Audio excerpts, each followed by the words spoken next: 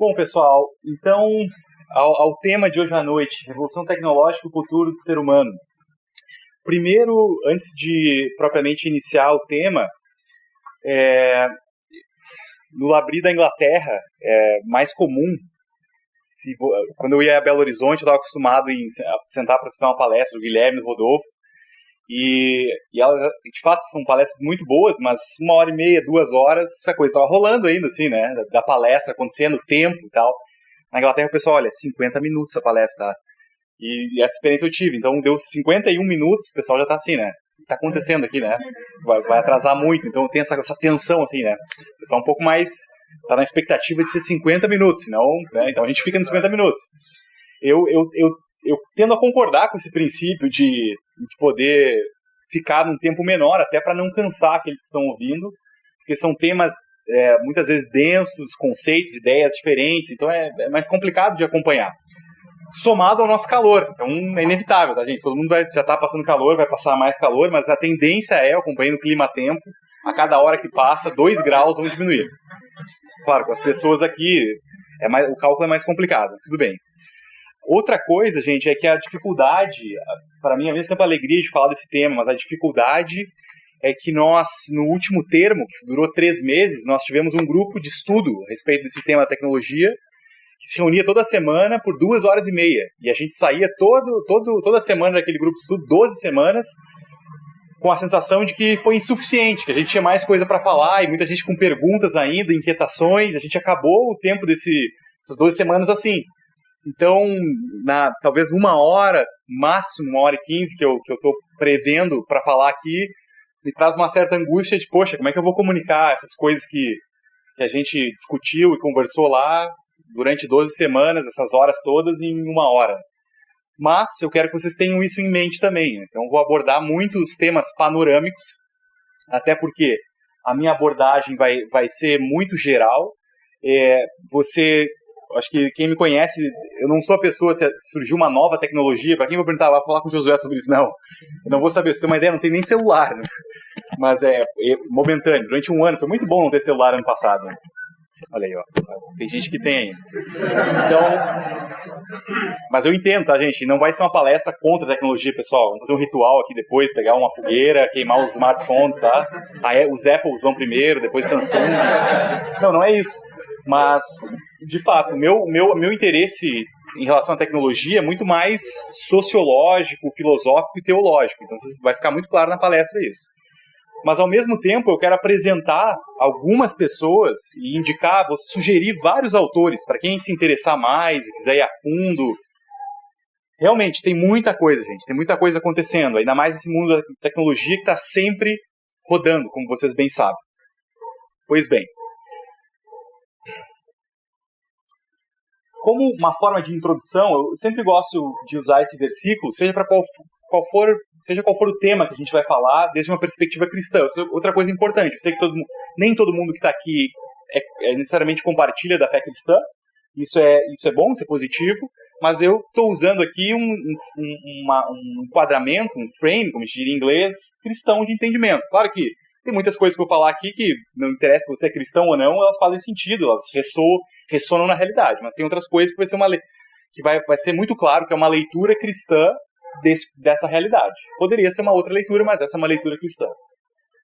Tem esse verso que Jesus, nos evangelhos, diz o seguinte: dizia também a multidão, está em Lucas 12, quando vedes a nuvem que vem do ocidente, logo dizeis, lá vem chuva, e assim sucede.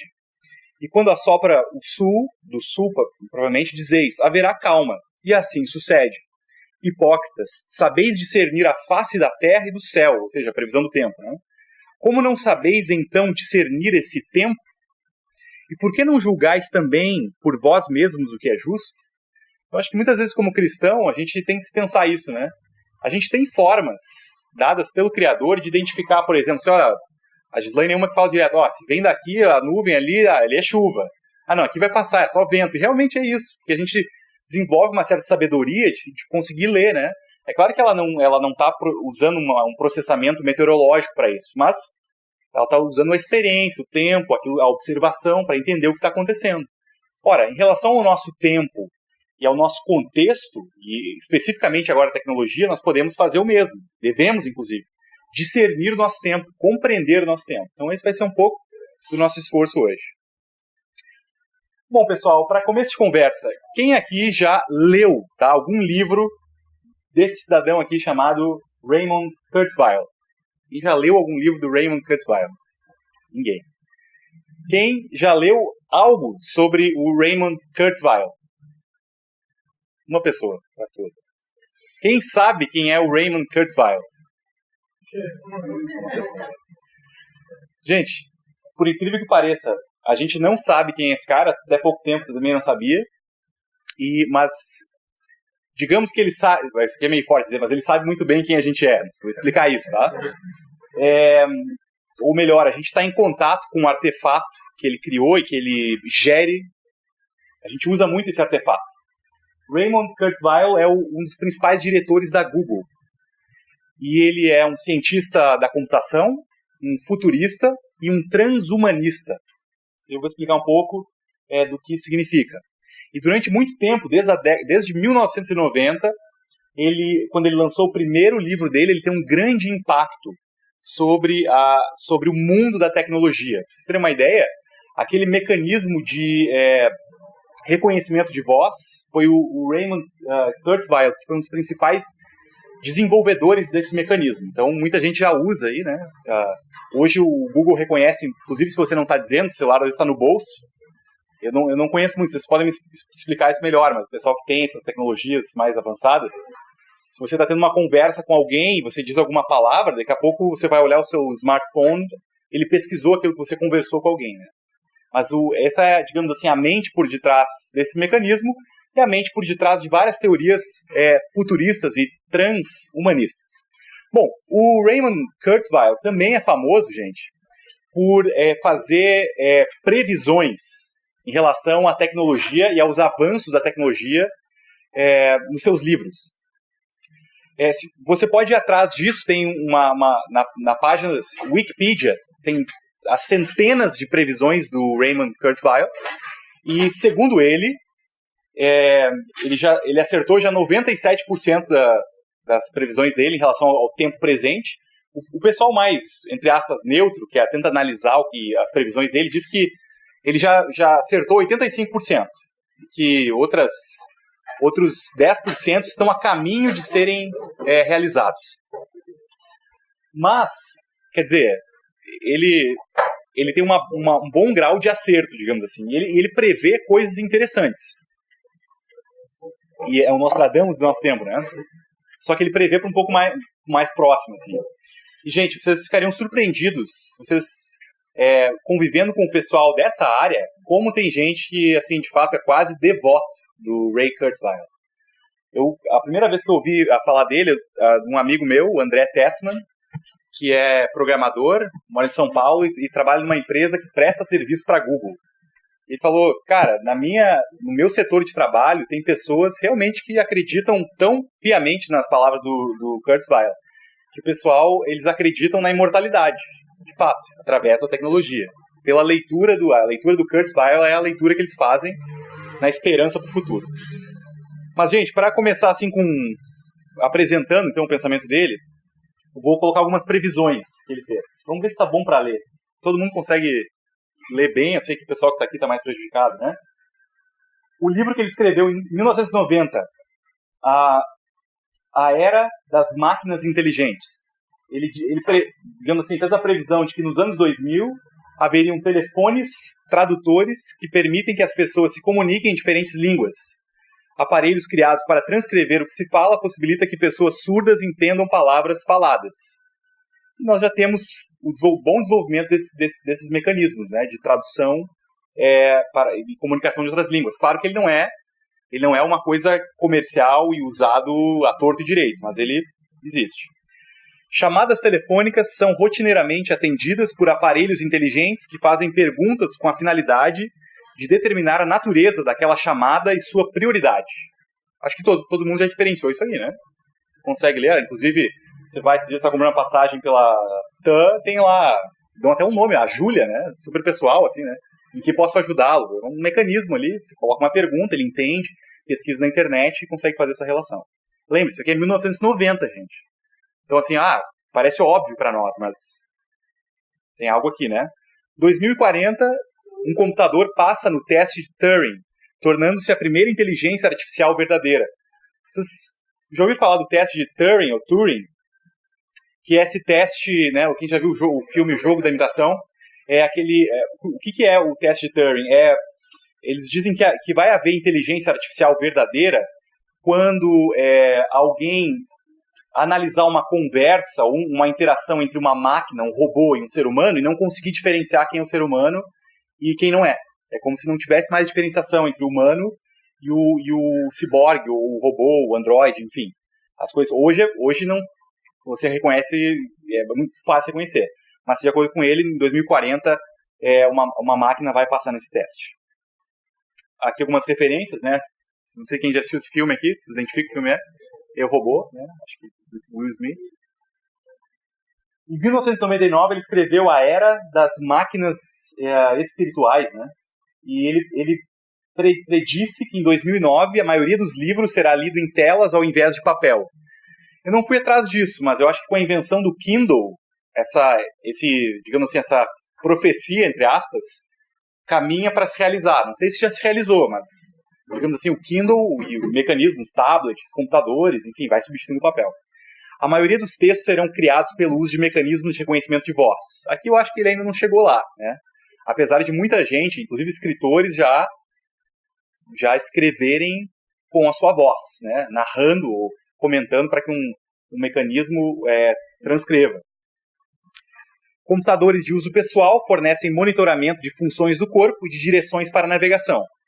Cabos estão desaparecendo. Os periféricos do computador se comunicam de forma wireless. Então, parece óbvio também, mas em 99 não era essa a realidade. Então isso já é bem plausível. Cada vez mais desaparecendo os cabos e tecnologias virando wireless. E você pensar, por exemplo, na tecnologia de GPS, né? Também muito utilizada. Outra referência, vocês assistiram esse filme? Transcendence. Filme Transcendência com Johnny Depp, também tematiza a questão do transhumanismo. Então, sugestões, quem quer se aproximar do tema de uma forma outra estética, os filmes são muito bons para isso, né? 2029, um computador pessoal, um PC de $1.000, é 1000 vezes mais poderoso do que o cérebro humano. Os eyeglasses e fones de ouvido, que costumavam prover a realidade virtual, são agora obsoletos, graças aos implantes de computadores que estão localizados nos olhos e ouvidos. Os implantes são tanto permanentes como móveis. Eles permitem uma interface direta com computadores e com dispositivos da internet. E aqui eu coloquei a pergunta, será que ele já está falando de aplicativos? Porque na época não existia, né? Os implantes são capazes também de gravar o que o usuário vê e ouve. Então essa é outra previsão a 2029, não tão distante de Kurzweil. 2029 também, implantes computacionais conectados direto ao cérebro também estão disponíveis. Eles são capazes de melhorar os sentidos naturais e de potencializar funções superiores do cérebro, como a memória, aprendizado e a inteligência de um modo geral. Inclusive ele fala que vai ser possível aprender línguas instantaneamente, né? Você faz o download da língua que você quer aprender e você pode comunicar com essa nova língua. Esse é outro clássico, esse aqui eu acho que todo mundo reconhece, né? Murphy, Robocop, né, gente?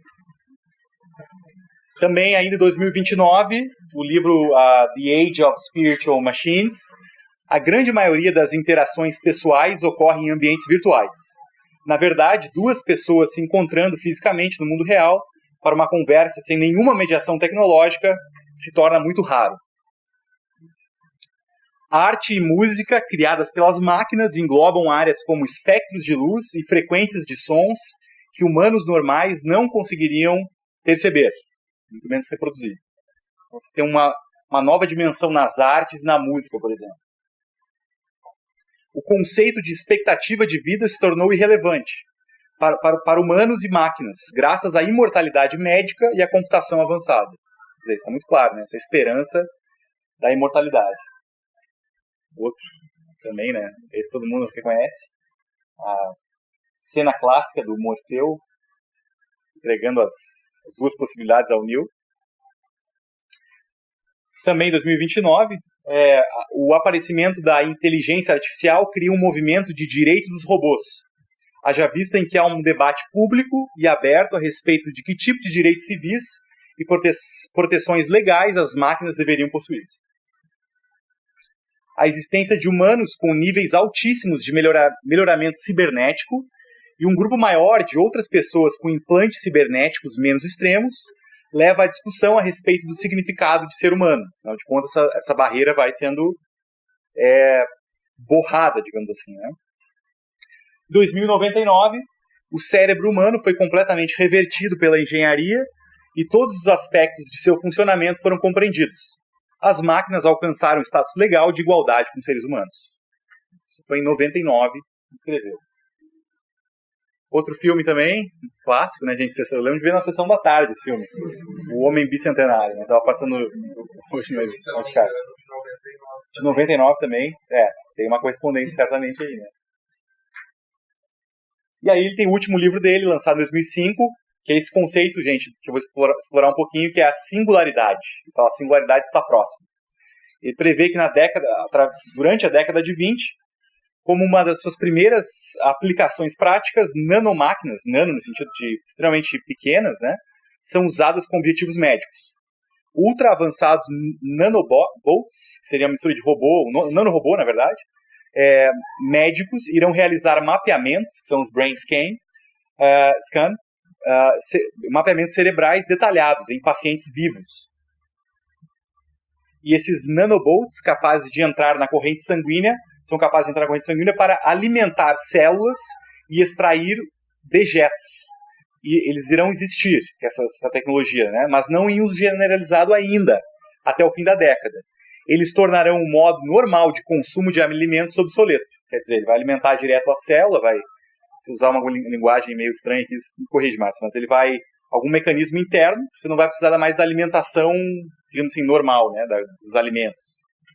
Assim como da extração dos dejetos. Outro filme também, mais recente. Alguém assistiu esse filme?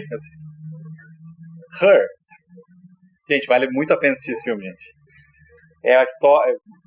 Não é spoiler, mas é a história do Joaquin Phoenix que se apaixona por um sistema operacional, que é a Samantha, né? Que é, enfim, Scarlett Johansson. Vocês têm que assistir, é muito bom. 2030, nesse livro de 2005 do Kurzweil, o upload da mente se torna bem sucedido e é aperfeiçoado até o fim da década de 30, na medida em que os humanos se integram cada vez mais com softwares, vivendo na web, projetando seus corpos quando precisarem ou quererem, tanto na realidade virtual como na realidade real, perdão, redundância.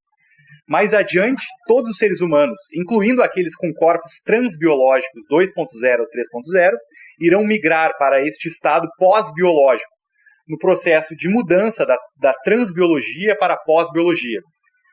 Na verdade, nesse sentido, ele não seria um transhumanista, ele seria um pós-humanista.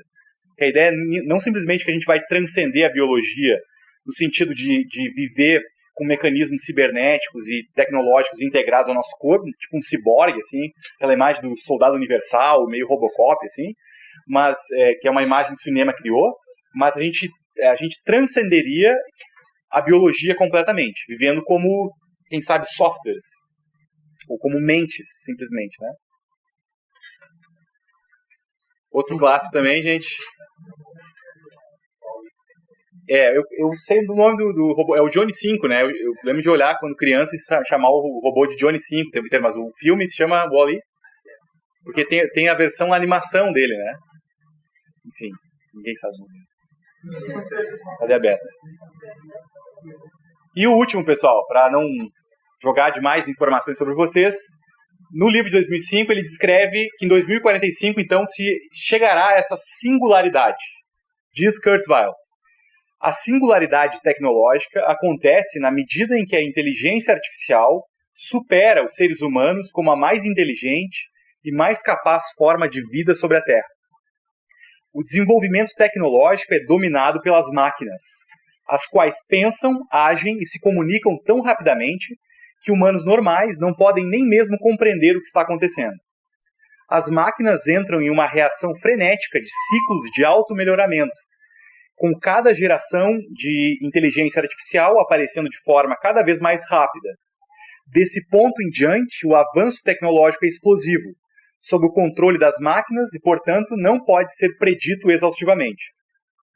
A singularidade é um evento extremamente disruptivo que altera o funcionamento do mundo e muda o curso da história humana. O extermínio da humanidade por uma suposta violência das máquinas é improvável, apesar de não impossível. Dá uma esperança, assim, né? Meio Exterminador do Futuro ou Matrix, assim. Uma vez que a distinção entre homem e máquina não existirá mais, graças à existência de humanos melhorados ciberneticamente e de, não consegui traduzir isso aqui, uploaded humans. Seria alguma coisa, não faria sentido traduzir como humanos carregados, né? Tem uma palavra melhor para upload, para traduzir? É que virou, né? Incorporou na língua portuguesa upload, você carregar um arquivo, por exemplo. Então, subir, quem sabe, né? Mas mesmo assim não capta, né, a ideia de upload, que a gente já usa direto.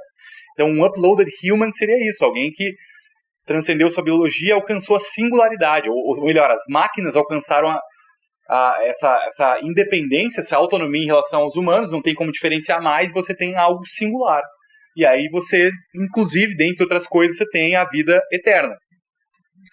E pessoal, isso aqui não é simplesmente uma ficção científica que estão produzindo os filmes, né, com uma arte geralmente vanguardista na ideia de colocar o que está acontecendo, de pré-anunciar o que está acontecendo, mas esse cara é o diretor da Google, eles estão trabalhando, as universidades, as pessoas que trabalham com tecnologia, trabalham com essas perspectivas em mente. Se isso aqui vai acontecer dessa forma, não sei, mas tem gente na prática, nas suas profissões, trabalhando com essa perspectiva em mente. Bom, eu sei que eu poderia parar por aqui e dizer, pessoal, então tá, vamos pro cafezinho agora, vamos conversar, porque isso aqui tem muita coisa nova aqui, né? De fato, tem muita coisa, peraí, né? O que está acontecendo aqui? E eu sei que talvez sua mente está com várias questões aí. Mas eu quero tentar... não vou explicar isso aqui, não vou dar uma resposta, até de novo, porque eu não sou da área da tecnologia, talvez alguém que trabalha com robótica aqui, não sei se tem alguém, pode explicar e detalhar algumas coisas, mas essa é uma realidade. Então, se você não conhecia Ray Kurzweil, muito prazer, né? Acho que é importante que a gente conheça quem é esse cidadão. Bom, um outro aspecto, gente, é que eu gostaria de citar um pouco e sugerir a leitura, depois eu vou colocar um slide dela, mas é uma autora chamada Sherry Turkle.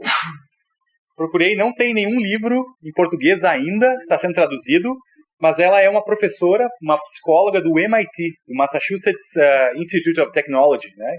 Uma das instituições acadêmicas mais respeitadas no mundo, e ela é alguém que trabalha com cientistas da computação. Então não é assim geralmente um filósofo, um sociólogo na Torre de Marfim, né, rejeitando toda a tecnologia, não.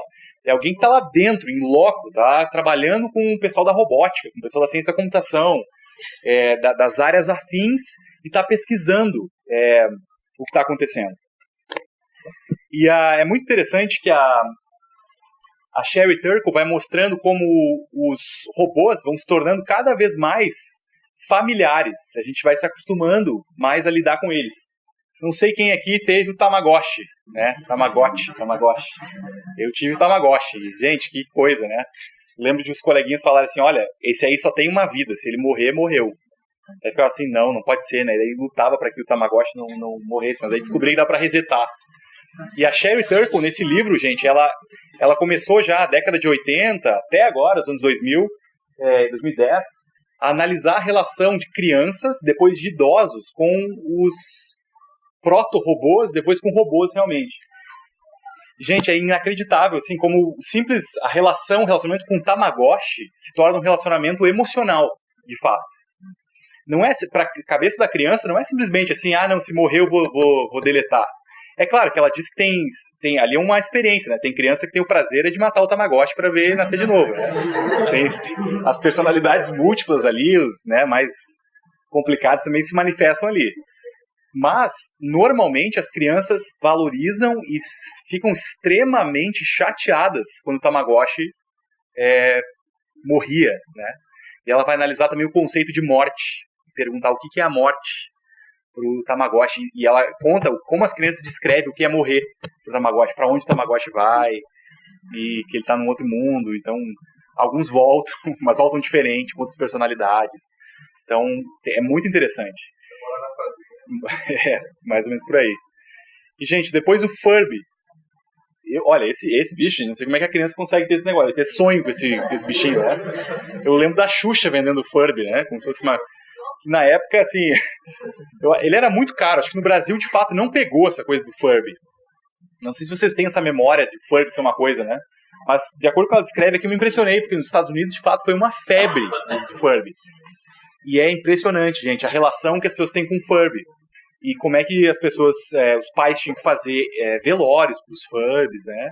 E como de fazer ritual para o Furby, um rito de passagem. E como os Furbies começam a ter um mecanismo que os robôs têm, que se aproximam dos humanos, que é começar a desenvolver uma personalidade de acordo com como a pessoa o trata. Então ele tem um reconhecimento de voz, sabe se você está triste, se você está nervoso, se você está muito brabo com ele. Então ele vai criar uma personalidade de acordo com a sua relação com ele. E alguns testes, eu não sei de onde eles tinham essas ideias, eles fazem testes interessantíssimos que eles faziam no MIT, era chamar um grupo de pessoas e fazer o seguinte: dar uma boneca Barbie a elas, segurada de cabeça para baixo, e dizer, olha, fica segurando aí. E a maioria das pessoas não tinha problema nenhum, né? Ficar ali segurando a Barbie, falando de cabeça para baixo. Etc. Fazia o mesmo teste com a pessoa dando um Furby. Só que o Furby começa a chorar, o Furby começa a reclamar, ele não tá bem, daí ele fica chateado com aquilo. E, gente, assim, o tempo que as pessoas conseguiam era muito menor. O pessoal, ele começava a reclamar, alguns resistiam, voltavam com o Furby. E aí ela começa a entrevistar, mas por que as pessoas reagem assim com o Furby? Porque elas começam a identificar características, projetar o humano ali, naquele bichinho ali, gente. Projetar o humano, quer dizer, essa fronteira já com o Furby, ela já começa a ser borrada.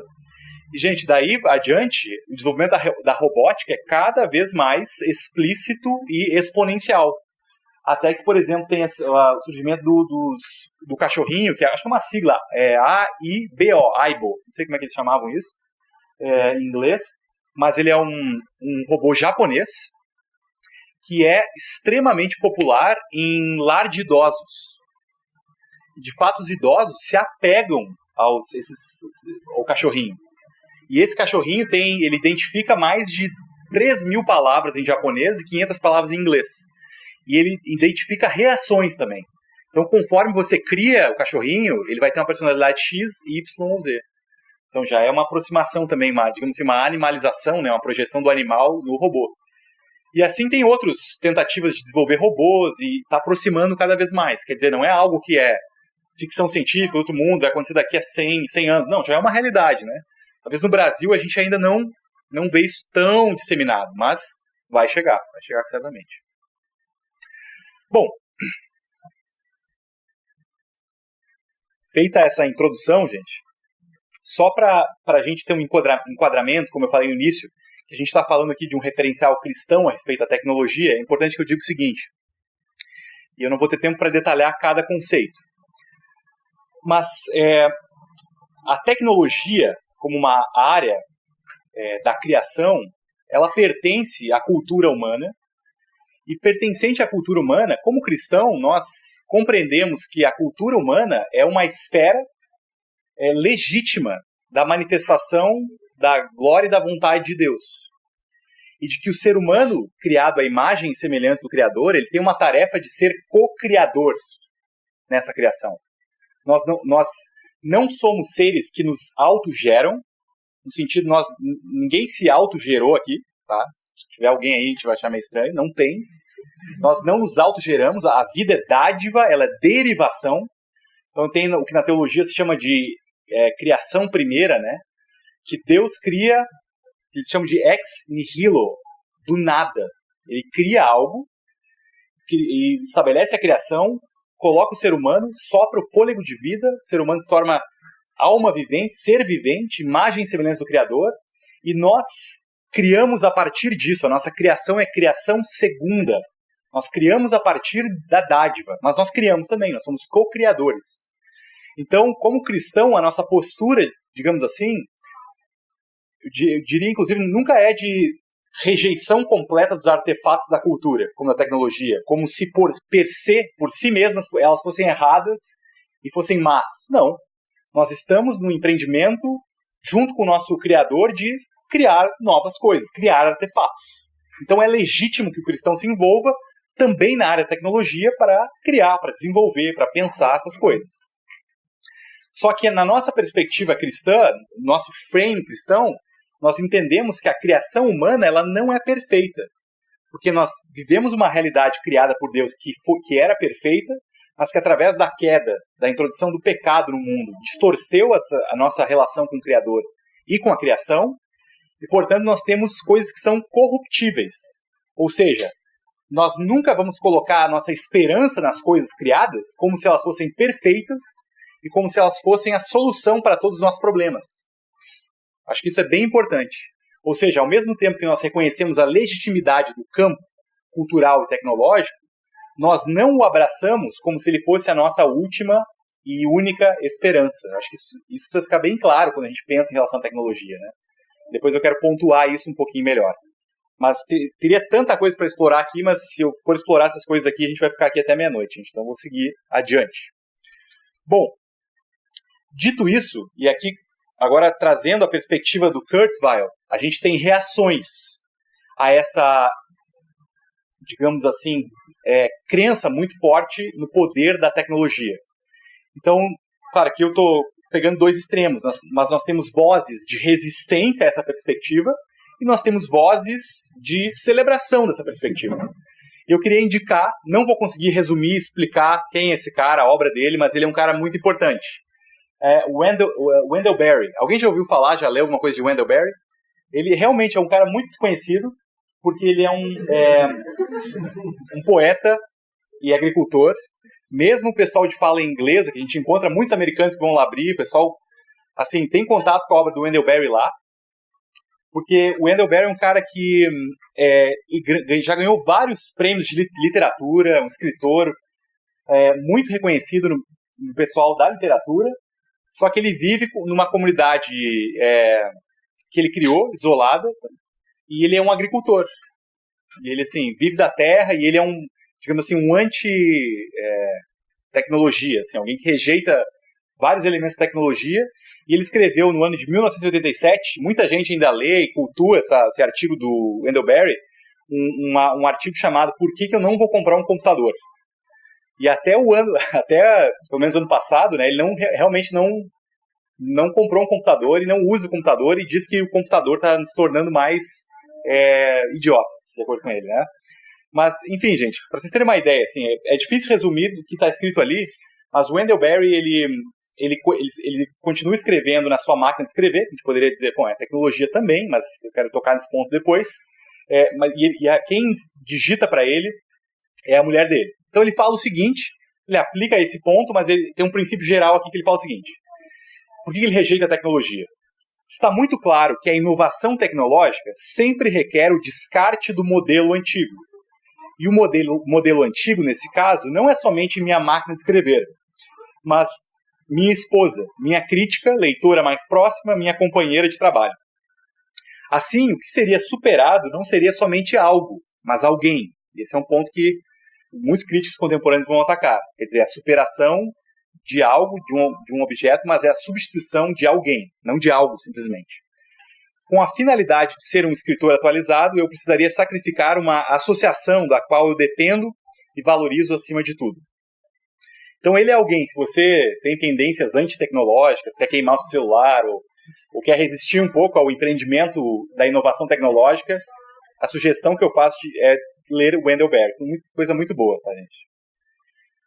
Vozes de celebração, a ponto 1 aqui, acho que uma leitura bem interessante também. Kevin Kelly escreveu um livro, O que a Tecnologia Quer, What Technology Wants.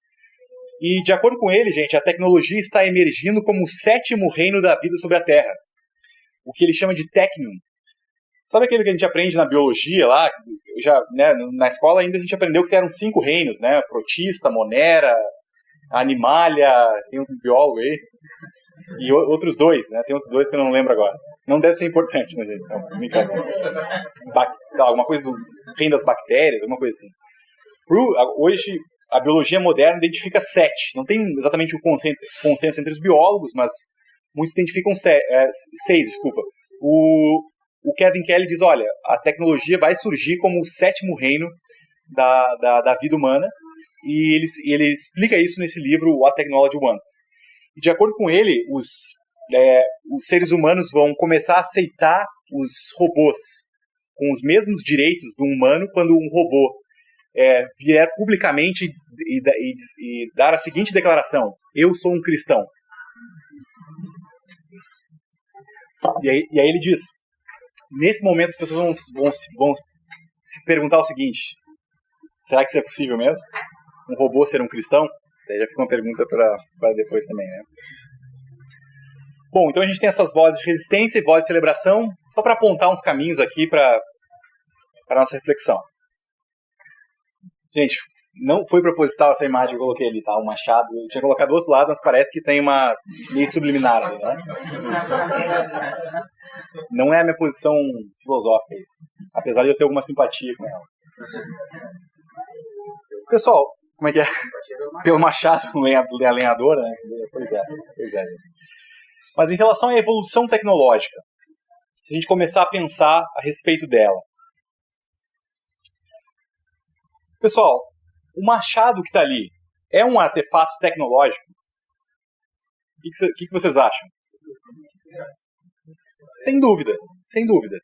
Porque ele é um instrumento criado pelo ser humano que facilita e muito o nosso trabalho, não é verdade? Claro, hoje em dia você tem outro artefato mais potente, mais caro, que polui mais, é verdade, que pode ser uma motosserra, realmente. Ou você pode ter uma máquina ainda, que não precisa de alguém operando ali, você tem uma máquina. Eu e o Roberto hoje estava conversando sobre, não sei como é que a gente chegou nesse assunto, né, de celulose, madeira, exportação, e braços mecânicos que cortam a árvore, tiram, já colocam ali, cortam certinho. Quer dizer, você tem, são artefatos, mas o machado, assim como o seu smartphone, que está aí no silencioso ou no desligado, ou não, ele é um artefato tecnológico como esse. Agora, a gente poderia listar outros artefatos tecnológicos. Essa mesa, por exemplo, é um artefato tecnológico, da técnica. O papel e a caneta, gente, hoje nós tomamos isso como algo natural, nós nem refletimos e pensamos mais sobre isso. Mas olha a complexidade envolvida nesse processo de escrever alguma coisa aqui, de rabiscar que seja. Extremamente complexo. Disse que reza a lenda, né? Vou dizer que tem uma fonte em relação muito segura em relação a isso, né? Fonte Juí, o pessoal brinca, né? Mas reza a lenda que Platão ele desgostava tremendamente da ideia de que livros fossem escritos. Porque ele defendia a ideia de que a memória humana ia ser afetada a tal ponto que a gente ia ficar muito preguiçoso. A gente não ia guardar mais as ideias. Porque a gente ia ter tudo escrito, afinal de contas, né? E se a gente parar um pouco para pensar nisso, né? E a Sherry Turkle comenta que alguém entendido como muito sábio na antiguidade era Salomão. Se você lê nas escrituras, diz que ele sabia de cor 3.000 provérbios. Hoje em dia, gente, o pessoal diz, não precisa saber 3.000 provérbios, né? Deixa, tá lá no Kindle, tá na internet, tá no HD, tá no meu celular, tá em qualquer lugar. Porque a memória já não é um valor tão usado, né? É só lembrar, gente, quando não tinha celular, né? Quantos números de telefone de outras pessoas a gente sabia? Eu tenho vergonha de dizer, assim, no outro ano, quando eu tinha celular ainda, né? Que eu não sabia dos meus pais, assim, eu sabia da minha esposa. Eu tinha que ligar pro meu sogro, não sabia nem o telefone dele. Tinha que ir lá, se não tem na agenda, não sabia. A gente se acostuma de fato. Isso até o Google sabe, né? E da sogra eu tinha. Da sogra eu tinha, com certeza. Isso aí não faltava, né? Quer dizer, gente, tem em certo sentido, todos eles são artefatos. A gente poderia enumerar vários. Uma enxada, o arado. Quer dizer, todos os artefatos pré-modernos são tecnologia. Agora, a pergunta que a gente se fez muito no grupo de estudo é a seguinte: qual é a diferença, se é que tem uma diferença, entre esses artefatos pré-modernos, como o machado, e o smartphone? Qual que é a diferença dele, afinal de contas, gente? Interatividade. capacidade dele me influenciar, não só eu influenciar. A capacidade dele me influenciar, não só eu influenciá-lo. A maneira que a gente relaciona com ele. Deu uma chave. Pega, vai usar, sei lá, meia hora, uma hora. O smartphone às vezes está o dia todo no Aham, sim. Quer dizer, nós nos relacionamos de formas distintas.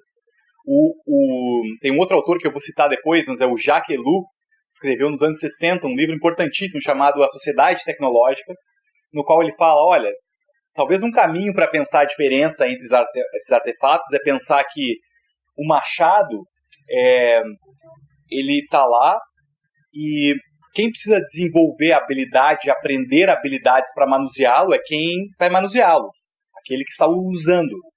Enquanto na tecnologia moderna, o instrumento em si é que se aperfeiçoa, não é aquele que usa. Então há uma diferença de melhoramento do instrumento e não daquele que lida com o instrumento. Então seria um apontamento de uma diferença entre esses dois artefatos. E aqui eu quero entrar, gente, mais propriamente nessas diferenças, para a gente começar a pensar e encaminhar a reflexão sobre a tecnologia hoje. Afinal de contas, qual que é a diferença entre a técnica do passado, que se desenvolve, essa mesa, uma cadeira, o ventilador e o seu smartphone, o seu computador, o seu tablet? Primeira delas, o smartphone conectado à internet, ele separa o tempo e o espaço. Eu vou perguntar para meus alunos ali o que é isso, né? Vocês estudaram isso. A separação, o pessoal está escondendo ali, né? Separação, tempo e espaço, gente. Isso o smartphone faz que o machado não faz. O que é isso? E aqui, brevemente, a tecnologia moderna da comunicação, e esse aparelho aqui, ele possibilita que nós estejamos em um mesmo tempo, sem necessariamente habitarmos o mesmo espaço. Esse exemplo aqui eu já dei outras vezes, né? Mas só para ilustrar de novo, se você pensar há 100 anos atrás, a gente poderia voltar até não tanto tempo, mas pensar 100 anos atrás, se você quisesse marcar um encontro, conversar com alguém, você primeiramente diria o quando, e se fosse mais tempo atrás, você não teria esse artefato aqui para te dizer que horas são, você provavelmente ia se guiar como? Pelo sol. Então, você marcou com alguém, olha, quem sabe a gente se encontra quando o sol estiver a pino. A pergunta subsequente imediata seria, onde? Quando e onde, quando e localidade e local estão absolutamente conectados. Tempo e espaço são inseparáveis. Você vai estar no mesmo tempo, o sol a pino, sei lá, na frente da taberna, sei lá, do pub, né? Uma coisa meio velho oeste, assim, né? Aquele horário. Da igreja, mais crente, né? Da igreja. Agora, com a internet, com a comunicação, hoje, até você pode dizer quando? Às 2 horas. Mas quando você fala onde, esse onde é diferente. Porque onde? No Face, no WhatsApp, no Skype e outras tantas redes sociais que tem por aí. E a pergunta é, onde é o Facebook? Ele está na nuvem. Onde está a nuvem? Ou onde ele está? Onde nós estamos quando nós estamos conversando no Facebook? Ou quando nós estamos conversando no WhatsApp? Nós estamos no tempo. É por isso que o Giddens, que é o sociólogo que cunhou essa expressão, ele diz que no contexto da tecnologia moderna, o tempo engole o espaço. E o espaço se torna cada vez uma não barreira. Até o ponto do Kurzweil vai dizer, inclusive, que a gente vai transcender, vai superar o corpo, que é a barreira última do espaço, né? Que é algo mais espacial que o nosso corpo. A crença dele é que nós vamos superar, a gente vai transcender o espaço. Mas com a separação de tempo e espaço, gente, uma consequência que a gente vê hoje, muito forte, e esse aparelho, ele causa em nós, gente, você pode achar que esse aparelho é a solução para a sua vida, mas talvez não seja bem assim. Esse aparelho, a tecnologia cria uma ansiedade muito grande. Ela cria uma crise de ansiedade muito forte. Por quê? Porque a nossa construção identitária, que antes era absolutamente conectada entre tempo e espaço, e arraigada num local com muito menos influência, hoje ela é fragmentada no tempo. Porque nós somos influenciados por uma série de informações que vão muito além daquilo que a gente pode dar conta. Então, a construção de quem nós somos é muito mais complexa, complicada e fragmentada. Nós nos sentimos muito mais divididos. Porque não é assim, gente. Por que é tão difícil hoje em dia a gente concentrar para ler um livro, né? Não, hoje eu vou ler aquele livro. Aí pega lá, passou 15 minutos, né? Tá meio difícil, li 3, 4 páginas. Aí vou só dar uma olhadinha aqui no Face. E aí vai lá, né, gente? Quando vê, passou 1 hora. E é 1 hora, não de uma experiência, ou 15 minutos que seja, mas é 1 hora ou 15 minutos, não de uma experiência coerente, de uma experiência única, de estar lendo alguma coisa, um raciocínio lógico. Você viu o videozinho do gatinho miando, e tem o bebê que chorou, da vizinha, do padrinho de não sei quem, e aí você vê a notícia do Trump, um protesto das feministas não sei aonde, e você vai recebendo informações, João Dória está pagando as pichações em São Paulo, e a gente vai sendo informado por diferentes coisas que começam a nos fragmentar, e a nossa experiência fica fragmentada, e nós ficamos mais ansiosos. E parece que a gente precisa se alimentar dessa velocidade cada vez mais, né? Tanto que a metáfora usada para descrever esse nosso tempo, pós-modernidade, hipermodernidade, enfim, é a metáfora da velocidade. Que nosso tempo é como alguém que está segurando um esqui, sendo puxado por uma lancha, e a única coisa que não faz com que a gente afunde é a velocidade. Se a lancha parar, se a coisa não tiver mais movimento, nós afundamos, porque não tem mais base nenhuma, as bases se foram, nós estamos fragmentados. Então, essa é a diferença. O machado não faz isso. Quando eu pego meu machado lá, vou cortar a lenha, ele não está separando tempo e espaço para mim. Pelo contrário, eu tenho que estar bem atento àquele espaço, porque senão eu posso perder, inclusive, uma parte do meu corpo, do meu espaço. Ficou claro isso, gente? Ficou tranquilo? Tranquilo até aqui? Como tem mosquitinho ali, né? Pessoal, eu ouvi, eu vou dar o crédito aqui, não conheço esse termo, foi um rapaz que trabalha com TI, que está participando do grupo de estudos lá no Labri, um inglês, que quando a gente começou a usar esse termo realidade virtual, ele disse, olha, eu prefiro o termo realidade plástica. E eu comecei a pensar sobre isso, pensei, olha, realmente faz muito sentido, porque a criação da realidade virtual, a gente poderia pensar como uma realidade plástica. Em que sentido?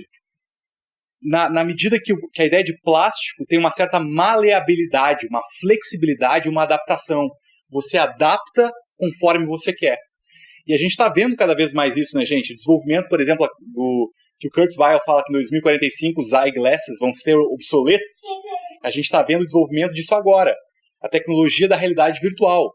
Gente, não sei quem está acompanhando isso aqui, mas está tornando cada vez mais, é difícil, né, entre aspas, real. E eu vi uma reportagem esses dias da BBC dizendo que não é simplesmente quando você coloca aqueles óculos, não é simplesmente uma experiência 3D no sentido da imagem. Inclusive o som, ele é gravado da seguinte forma. Achei muito interessante, isso vai mudar ainda, né?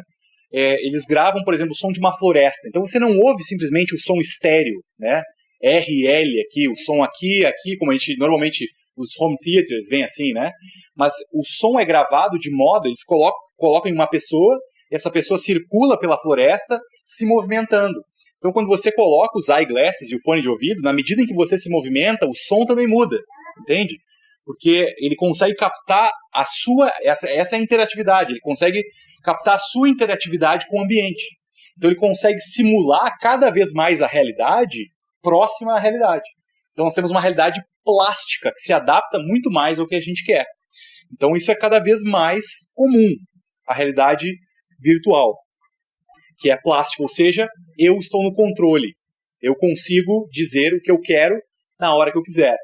Ao mesmo tempo que isso soa como uma liberdade muito grande, porque eu estou no controle, de novo, gera uma ansiedade muito grande.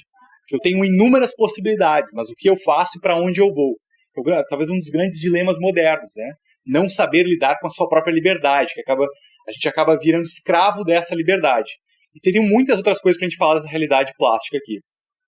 Então essa é uma diferença, que a tecnologia cria, que o machado, que a enxada, que a vassoura não criam. Talvez ainda, né? Um outro ponto, gente, diminuição da solitude. E esse é diretamente o ponto da Sherry Turkle, em outro livro que se chama Reclaiming Conversation. Seria, digamos assim, Maria Clara, me ajuda aí. Trazendo de volta a conversa, uma coisa assim, né? O poder da conversa, da fala na era digital. A Sherry Turkle também analisa, gente, a influência do smartphone na vida, da nossa vida. E já é clássico, já é quase lugar comum aqui, mas eu vou falar, né? Essa coisa clássica, quando a gente vai lá no restaurante, aí tem a família, ou tem um grupo de amigos, e tá todo mundo assim. Né? Todo mundo assim. Ninguém tá olhando assim, fala, tá assim. É muito comum, gente. A gente se assusta cada vez mais quando você vai conversar com alguém. A pessoa fala. É a experiência do narcisista. Estão se tornando mais narcisistas. Fala. Daí ela te faz uma pergunta. E aí, tudo bem contigo? Sim, A sua atenção está dividida. E tem influência, de fato. A Sherry Turkle chegou à conclusão seguinte. Se você está conversando com alguém e o simples fato, tá? Você não está falando no celular nem olhando. Mas se o celular estiver em cima da mesa, a conversa vai ser diferente. A possibilidade de você checar o celular, o smartphone, vai mudar a forma que você e eu interagimos com outra pessoa. E ela analisou isso, tem muita pesquisa, muita coisa aqui, muito material mesmo, gente. Um outro obreiro do Labri, que a gente fez esse grupo de discussão e tecnologia juntos, o Andy, que é alguém muito ligado em tecnologia, ele tem todos esses aparelhos e tal, mas ele defende, eu tento concordar com ele. Eu sei que isso aqui é bem polêmico, tá, gente? Vocês vão levantar alguns casos, talvez que faça sentido. Mas, de acordo com o Andy, ele disse, olha, cara, eu sou até contra a gente ler a Bíblia no celular, no culto. Eu acho que você muda a experiência de leitura pelo seguinte fato, porque você pode receber uma mensagem, né? E provavelmente você vai receber uma mensagem, vai aparecer ali. Você não leu a mensagem, você não vai abrir para ler, você sabe que recebeu, ou vibrou, ou outra coisa. Ou, eu tenho um mecanismo lá que eu tirei, não aparece nada pra mim. Mas, é só 2 cliques, né? 2 cliques eu checo o meu e-mail, 2 cliques eu checo o Facebook, 2 cliques eu vejo o WhatsApp. Então, essa possibilidade, ela já mexe com a forma que nós interagimos naquele ambiente. Gente, os exemplos poderiam ser multiplicados, né? Mas nesse livro, a Sherry Turkle coloca 2 citações dela e vou adiante. Se nós não tivermos a experiência da solitude, começaremos a igualar solidão e solitude. Tal fato reflete o empobrecimento de nossa experiência. Se não conhecermos a satisfação da solitude, apenas conheceremos o pânico da solidão. E ela usa o livro inteiro, gente, para descrever que a gente está perdendo a capacidade de ficar sozinho sem se entreter. Então a gente não consegue mais ficar em silêncio sozinho sem precisar estar checando alguma coisa. E ela defende a ideia, como psicóloga, que nós estamos perdendo nossa capacidade reflexiva a respeito de nós mesmos e a capacidade de articular os nossos sentimentos, emoções e pensamentos. E se nós perdemos essa capacidade de solitude, nós perdemos a capacidade empática de conversar com os outros. E nós não sabemos conversar mais. Nós estamos perdendo a capacidade de conversa. E o outro está virando um mero espelho de mim mesmo. E da minha própria desorganização. Como eu não consigo mais me organizar internamente na minha solitude, eu não sei mais dialogar. E é por isso que acontece isso, né? Quando a gente vai, jantar com alguém e tal, e aí um pouco... a gente não consegue mais lidar com aquela coisa do silêncio chato, né? Então a gente logo, uma fila do banco e tal... E a gente nem se esforça mais para ficar em silêncio. Tudo bem, ficar um pouco em silêncio, qual o problema, né? Pensar um pouco, olhar. Será que vai chover hoje? Puxar um assunto meio banal, assim. Mas a gente está exercitando o silêncio, exercitando a solitude. Mas a gente logo quer se entreter, logo quer se ocupar. Diz a Sherry Turkle. Toda vez que você checa seu celular na presença de alguém, o que você ganha é uma pancada de estímulo. Uma dose neuroquímica. E o que você perde é o que um amigo, professor, pai, amante ou colega de trabalho acabou de dizer, sentir e comunicar. Então nós estamos perdendo essa capacidade empática, essa capacidade relacional por conta desse aparelho que divide, ou dessa tecnologia que separa tempo e espaço e nos fragmenta, de certa maneira. Tranquilo até aqui, gente? Eu não estou longe do final. Tá? Só para avisá-los, não estou longe do final. E agora eu quero entrar em umas questões bem práticas. E eu vou usar muito de um outro autor chamado Neil Postman. Também recomendo a leitura. O que precisamos saber sobre tecnologia? Parece aquelas 7 passos, né? 3 passos sobre tecnologia que a gente vai saber e tal. Mas, pessoal, algumas coisas... ele tem um livro chamado um artigo, 5 Things You Need to Know About Technology. 5 coisas que você precisa saber a respeito de tecnologia. Eu concordo com 3. 2 eu ainda estou pensando sobre elas. Então eu coloquei essas 3 aqui para vocês. Não são ideias minhas, são do Neil Postman. Parafraseando uma passagem de Jó, ele diz: a tecnologia dá e a tecnologia tira. Vocês lembram do versículo, né? O Senhor deu, o Senhor tirou, bendito seja o seu nome, né? A experiência de Jó. Sempre haverá desvantagens e desvantagens. Parece muito óbvio dizer isso. Mas, de fato, tem muita gente que assume que o que é mais novo é melhor e ponto. Se há uma nova tecnologia, ela só pode ser melhor, claro. E se há algo novo, isso é bom. Isso é muito a mentalidade moderna, né, da celebração da novidade, sem essa reflexão sobre o que essa novidade vai causar. E o Neil Postman, ele faz eu achei brilhante, gente, essa pergunta, que é a seguinte: ele diz, olha, tão importante como a gente se perguntar o que a tecnologia irá fazer, é nos perguntarmos o que ela irá desfazer. E a gente pode aplicar isso não somente às novas tecnologias, mas até às tecnologias. A gente usou o exemplo Machado. O que ele vai fazer por nós? Bom, ele vai providenciar lenha para o aquecimento, para o fogo, vai providenciar energia, talvez abrigo, você vai usar para cortar a árvore e fazer uma casa. O que ele vai desfazer?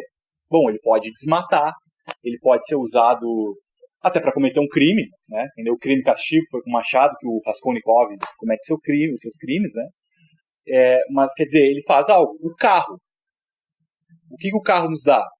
Ele nos dá a possibilidade de chegar mais rápido em um lugar, ele nos dá a possibilidade de conforto, um calorão, 35 graus em Novo Hamburgo, pá, o ar-condicionado 3 ali, né, aquele vento direto, abre a porta, aquele choque térmico, quando a gente está tranquilo ali no carro, para você que tem um carro com ar-condicionado, né, se não tem, se não abre ali e tal. Ele dá algumas vantagens. Agora, o que ele tira? O que ele tira de nós, gente? A gente poderia pensar em exemplos. Ele polui a cidade, ele gera, muitos carros vão gerar problema de mobilidade urbana, ele vai talvez nos tornar mais sedentários. Enfim, tem uma série de coisas, de vantagens e desvantagens. Então, essa é uma lição importante, simples, mas importante. Vamos pensar sobre tecnologia? Vamos. O que esse artefato nos dá e o que ele tira? Isso é muito importante. Muita gente conhece o grupo aquele, os Amish, como o pessoal que é isoladão, e de fato são, né? E que rejeita toda a tecnologia. Mas o próprio Kevin Kelly elogia os Amish na forma como eles lidam com a tecnologia. Um cara que é futurista. Como assim? Ele diz que os Amish, toda vez que eles vão introduzir uma nova tecnologia, seja, vamos mudar a carreta de boi aqui com a roda de madeira para um pneu. É uma introdução nova tecnológica, certo? Eles introduzem essa tecnologia na comunidade e testam durante um tempo. Depois eles reúnem várias vezes a comunidade Amish em assembleia para discutir quais são as vantagens e desvantagens da introdução daquela tecnologia, né? E claro, nós simplesmente recebemos as tecnologias, abraçamos elas como se elas fossem maravilhosas. Segundo ponto, são 3. Nenhum artefato tecnológico é neutro. Por detrás de cada tecnologia há uma ou mais ideias muito poderosas a respeito da realidade. O que o Marshall McLuhan já dizia, que o meio é a mensagem. Eu já falei muito isso. E já ouvi muita gente dizer, não, o problema não é isso aqui, é a forma como eu me relaciono com isso. Não. O problema também é isso aqui. Ou as tecnologias. É claro que tem formas diferentes de me relacionar com os artefatos tecnológicos, mas o artefato tecnológico em si já carrega valores que eu não consigo mudar. Independente da forma que eu use ele, ele vai me influenciar. O que o Machado não faz, que tu comentaste antes, Gugu. É a influência que ele tem sobre mim. Então, qualquer artefato tecnológico vai nos influenciar, gente. Vai nos mudar. Nada e nenhum artefato é neutro. O smartphone não é neutro. Não é só como eu me relaciono com ele. É o que ele faz e o que ele muda em mim. E outro ponto do Neil Postman é que a mudança tecnológica não é aditiva, ela é ecológica. Ou seja, você não é um processo de soma. Você não está somando algo à realidade. Você está transformando toda a realidade. O exemplo que ele dá é do tingimento, né? Se você pega um pouco de água e coloca uma tinta, algo para tingir, aquela pequena gotícula de tinta vermelha, ela não vai somar e ficar adicionada à água, ela vai mudar todo o aspecto da água. Então a tecnologia também funciona assim. Ela não adiciona algo à realidade, à sociedade, ela transforma todo o ambiente. Ele usa o exemplo de que quando a televisão foi inventada, foi começada a ser usada nos Estados Unidos, nós não temos agora os Estados Unidos mais a televisão. Não, a televisão altera o caráter do que é os Estados Unidos, do que é, a gente poderia pensar em relação à sociedade brasileira. Quando uma nova tecnologia passa a ser usada, por exemplo, a gente estava falando antes do Uber ali, né? O Uber chegou no Brasil. Não é agora o Brasil mais o Uber. Não. A natureza das nossas relações sociais, como nós pensamos no transporte, como nós pensamos na mobilidade, o Uber influencia e altera completamente. Então essa nova tecnologia adiciona algo na sociedade, alterando todo esse ambiente. Tranquilo isso, gente? Então essas são as 3 características.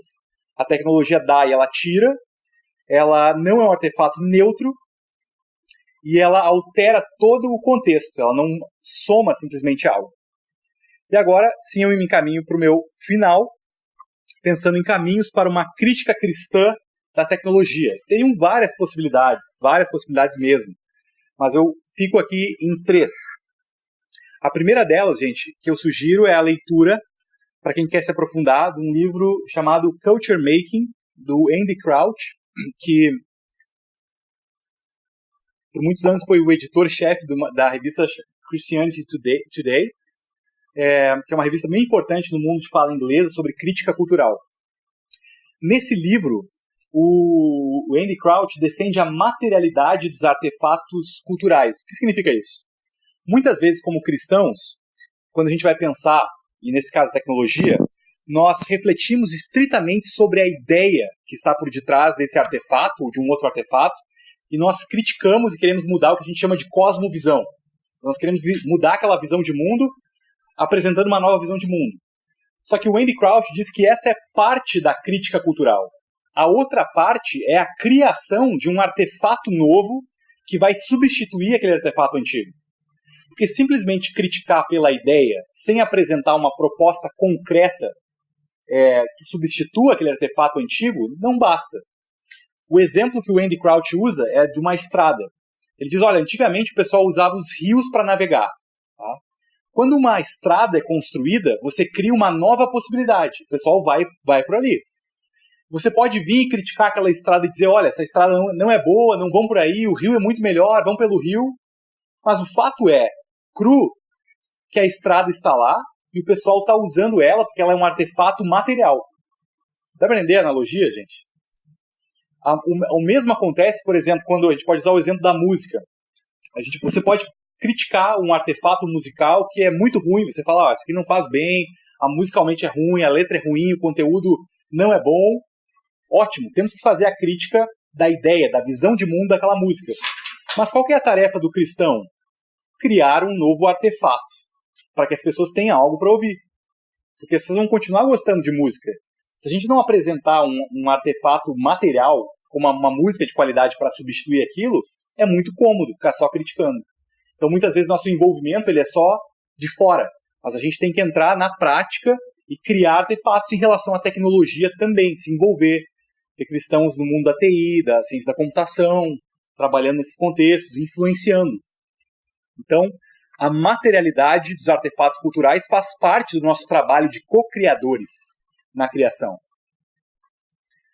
Em segundo lugar, o realismo cristão ele é um excelente antídoto contra o utopismo. Eu chamaria, digamos assim, as ideias, muitas das ideias, não descartando todo o pensamento do Raymond Kurzweil, mas uma parte do pensamento dele seria um utopismo, né, gente?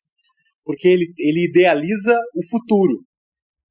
Então, assim, o cristão é aquele que vai resistir, discernir essas idealizações, tanto do passado, como na manifestação de dizer que tudo do passado é melhor, portanto nós vamos rejeitar o que acontece no presente e no futuro, o que seria um anacronismo muito grande.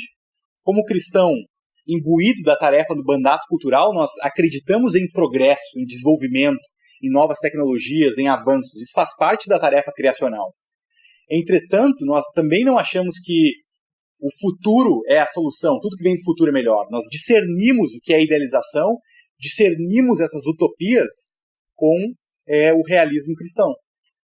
E se vocês identificam a imagem que está lá atrás, né, a pintura clássica a respeito da Torre de Babel, tem a ver um pouco com isso, né, com esse empreendimento humano e essa autonomia humana em busca da imortalidade ou mesmo da divindade, que são vários elementos que aparecem ali. E por fim, a antropologia cristã, ou seja, a identidade cristã, seria um antídoto contra esses reducionismos, ou seja, tentar reduzir o ser humano àquilo que ele não é. E aqui eu uso um exemplo do Jacques Ellul, que ele diz o seguinte: numa sociedade que reduz, por exemplo, a metáfora, tudo à matemática, se tudo pode ser matematizado, você tem que concordar que 4 vai ser necessariamente sempre maior que 3. Se tudo pode ser matematizado, 4 sempre vai ser maior que 3. Só que a experiência humana, se ela for matematizada, ela é reduzida. Então tem um pouco nesses movimentos das novas tecnologias e do transhumanismo e das teorias da singularidade, uma redução do ser humano aos algoritmos, aos dados. Então tudo pode ser reduzido, digamos assim, ao software, ao robô, à inovação tecnológica. Como cristão, digamos assim, a nossa antropologia diz que a nossa identidade é não redutível. Por quê? Porque a nossa identidade ela não é autogerada, ela é derivada de Deus, que é criador e que é um ser eterno e que coloca a sua imagem e semelhança em nós. Então nós cremos que a nossa identidade não pode ser reduzida a nenhum aspecto biológico ou matemático e nem em termos de dados computacionais. Simplesmente porque essa identidade que o Criador nos deu, a gente está conectado a Ele. E Ele, em suma, é aquele que transcende essa realidade criada. Então a tentativa humana sempre vai ser de querer reproduzir isso e ser autônomo em relação ao Criador. Mas a nossa identidade não pode ser reduzida porque o Criador, que é aquele que cria do nada, ele não é redutível. Então a gente ancora a nossa crítica a esses reducionismos na nossa identidade, que é a imagem, na medida que nós somos imagem e semelhança do Criador. Bom, gente, deu 1 hora. De novo, acho que apresentei vários elementos aqui, né? Sei que tem muito campo, eu vou parar por aqui. Muito campo para discussão. Espero que um panorama tenha sido apresentado para vocês e, de novo, acho que tem como aprofundar adiante, né? Agora a gente tem então um tempinho para perguntas, colocações. E peço que você comente, seja breve na colocação para que outras pessoas possam falar também. E a gente segue aqui. Obrigado.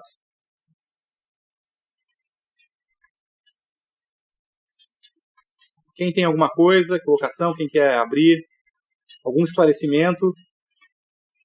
Hoje eu desafio fazer uma pergunta, uma declaração. Quando apareceu a Torre de Babel ali, eu lembrei que a Torre de Babel é uma tecnologia que seria usada para chegar aos céus, chegar a Deus. E daí a gente tem a NASA, né? E tecnicamente eles chegaram ao céu, ou aonde teria se chegar. E naquele tempo foi barrado por Deus essa meta, digamos assim. E daí, nesse tempo, não foi barrado. E teria porque, assim, eu sei que é meio viagem aqui, assim. Não, acho que é um princípio. É importante a tua pergunta. Se todo mundo conhece aquela história da Torre de Babel, seria além da história em si, do fato histórico, tem a dimensão teológica da tentativa humana de autonomamente, que eles queriam alcançar os céus. É claro que hoje, em perspectiva histórica, a gente caminhou milhares de anos para o futuro, a gente olha para trás e aquele parece um empreendimento tão irrisório, absurdo.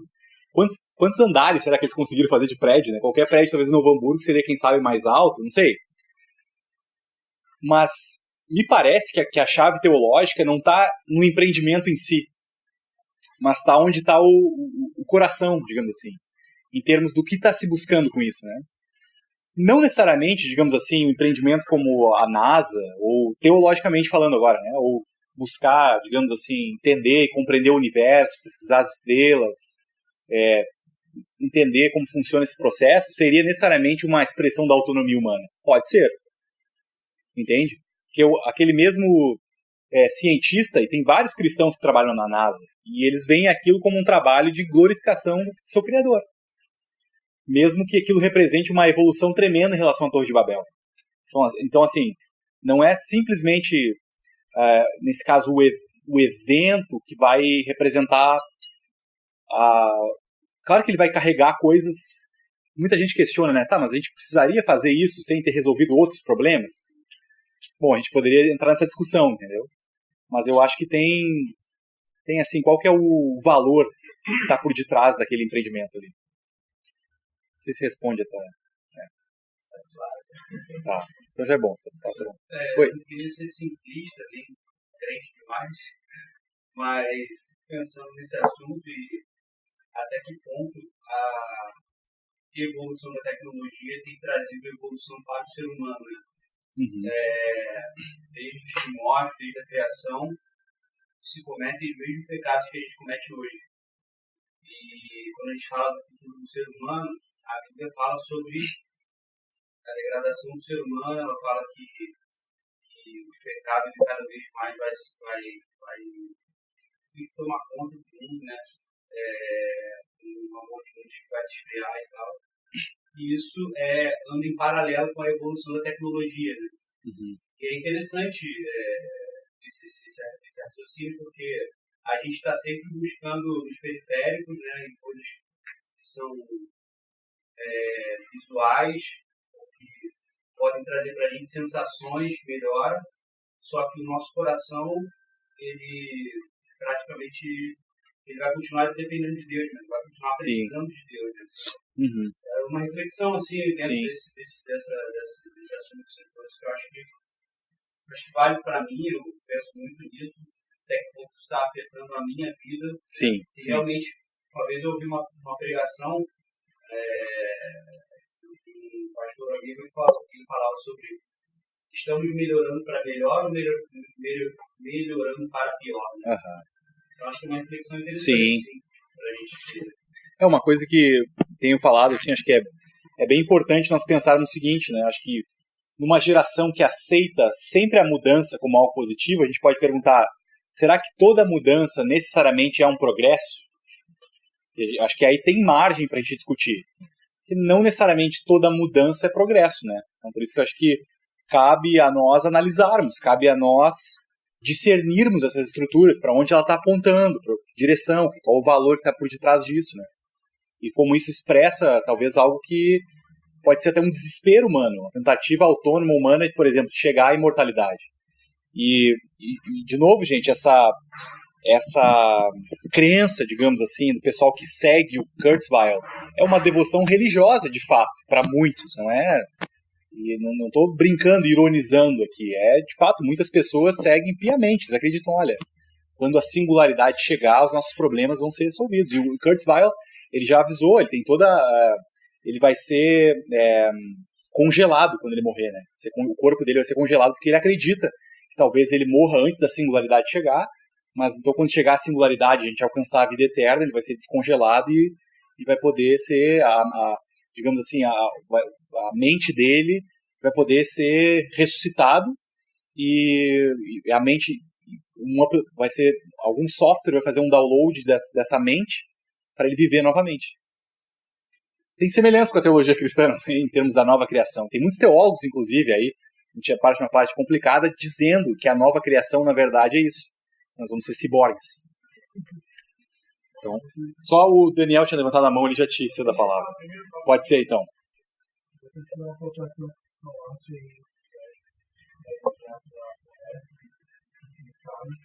A questão que tu trouxe do Kurzweil, né?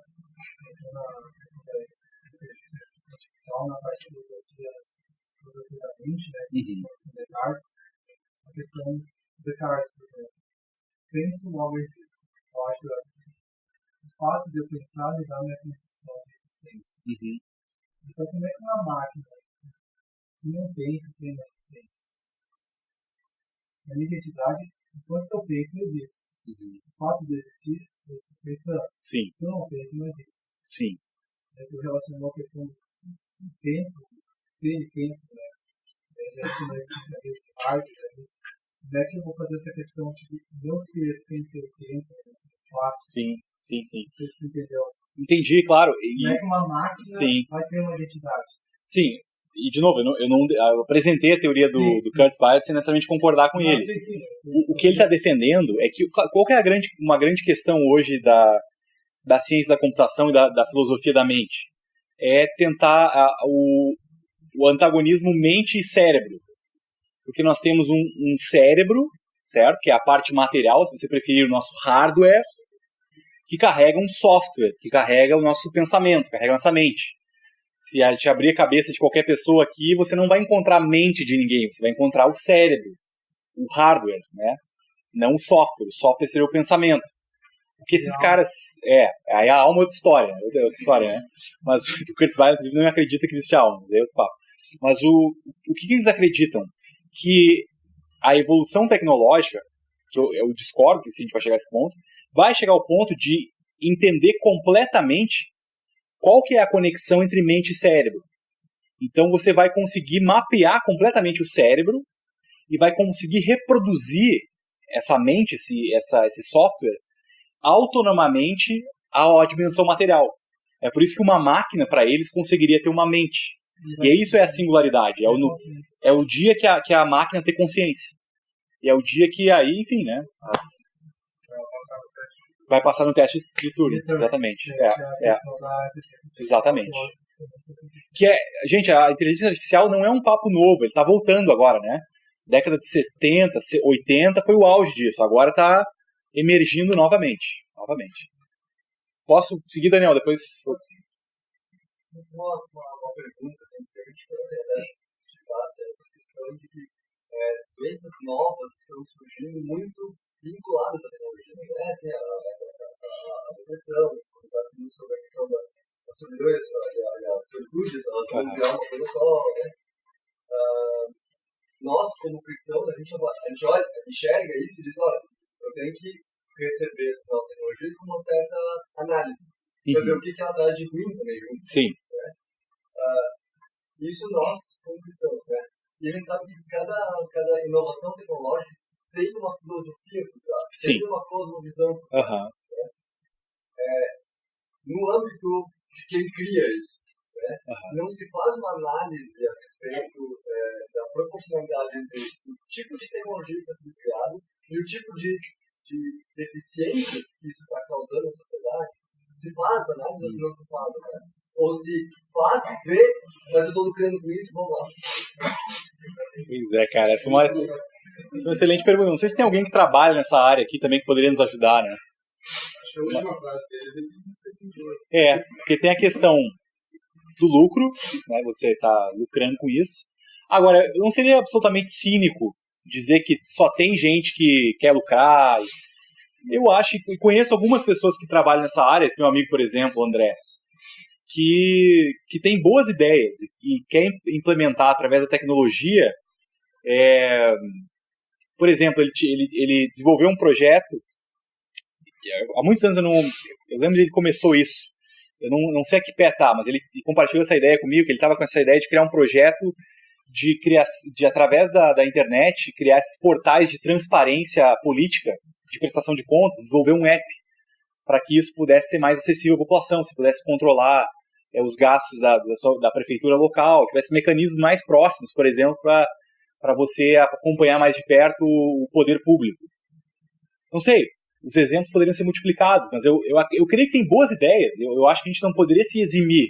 Eu acho que muitas vezes a postura cultural do cristão, né, do evangelicalismo brasileiro, é se eximir do debate cultural, deixar a coisa acontecer e receber criticamente o que vem de fora. E muitas vezes não ter um diálogo crítico com isso. Mas a tua pergunta é fundamental. Eu não sei, eu acho que alguém da área tem que pensar sobre isso. Eu não sou da área realmente. Mas eu acho que a gente tem que entrar nesse campo de batalha. Eu acho que sim. Sim. Já falou, por causa que sempre que alguém está tentando botar uma coisa nova, os antigos, que tem da antiga estrutura de poder, vão ensinar, por exemplo, os taxistas do Uber. Né? Os taxistas vão lá, tem o nosso esquema, tem a nossa licença, a prefeitura vende as licenças, vende, que é legal, mas vende, e o cidadão que tem menos poder está conseguindo mais poder, porque tem um táxi mais barato, ele pode trabalhar também. Então, sempre vai ter esse movimento contra da tecnologia, um movimento contra, por exemplo, o banco. O banco poderia uma pessoa emprestar para outra. Eu tenho meu dinheiro aqui, eu coloco lá numa conta e a gente se gerencia, empresta para mim e a gente passa entre nós. Sim. Mas não, a gente tem que pagar para o governo, a gente tem que pagar para o banco, a gente tem que pagar para o cara, sabe? Sim. Então, a gente sempre vai ter que combater o interesse de quem está no poder. Não, com certeza. E além disso, concordo exatamente com o que você falou. Somado a isso, tem o fato de que muitas dessas invenções ou artefatos tecnológicos novos, as consequências não tem como prever. A gente, quando estava estudando, quando estava estudando nesse grupo de estudo no Labri, a gente leu um texto dizendo que como se deu a invenção do relógio, né, da ideia da mecanização do tempo, e os primeiros a usarem o relógio foram alguns monges franceses, que tinham a ideia de dividir o tempo da natureza, o Sol, em frações de hora, para que eles pudessem organizar suas orações melhor. Eles soubessem, essa hora da oração, essa hora do trabalho, da devoção. Bom, a gente poderia dizer, eles criaram o tempo com a finalidade, por exemplo, de escravizar o ser humano no trabalho? Não. Mas pode acontecer, você pode ser escravizado pelo tempo. Mas, quer dizer, é uma consequência, um efeito colateral indesejado. Ou, enfim, qualquer artefato tem isso, né? Você não sabe, não sei como prever o que vai acontecer. Você pode, no auge da Revolução Industrial, você tinha a esperança de que as máquinas iam fazer todo o trabalho e nós iríamos descansar mais. Né? Por que tem a Revolução Industrial? Na época se cria que as máquinas iam substituir o trabalho repetitivo, penoso, que demandava tempo, e a gente ia descansar e a vida ia ser muito melhor. Talvez seja melhor que a Revolução Industrial. Eu acredito que está melhor. Está melhor. Mas criou também problemas. Porque, na verdade, o Elu fala disso, né? A mentalidade da técnica é essa, que, na verdade, a gente tem soluções que a tecnologia nos dá para problemas que a tecnologia criou, talvez, né? Enfim. Google. Eu ia comentar, só na pergunta anterior, que alguém tinha falado que as pessoas não se perguntam que males vai fazer aquela tecnologia e simplesmente avançam. Mas eu fiquei pensando num segmento tecnológico que as reflexões, e principalmente eu acho que as reflexões da igreja como instituição, barraram o processo de avanço tecnológico, que é da engenharia genética. Sim. E a coisa estava avançando de maneira totalmente livre, até que alguém conseguiu, não, peraí, mas a gente quer isso. Então a gente nem ouve mais tanto falar sobre engenharia genética. Sim. Só estão sendo questionadas, quer dizer, tem vários segmentos tecnológicos. Não dá para dizer, se botar mais pacote toda a tecnologia e dizer a gente aceita tudo e nada a gente questiona. Não. Alguns segmentos. Tem razão. Essa crítica é feita. Tem um embate mais claro e tá, exatamente. Porque daí toca questões da ética que tem a ver com a vida, assim, e realmente, engenharia genética, toda a área essa área toda da bioética, com certeza. Acho que sim. Posso só dar a palavra pro Daniel, Mica, daí eu vou pra ti ali. Daí ele tava um tempão lá, eu fui pulando ele. Fala um pouquinho mais alto, Daniel, o pessoal te ouvir. Vocês me ouvem? Ok. Queria fazer alguns destaques, assim, muito boa tua exposição.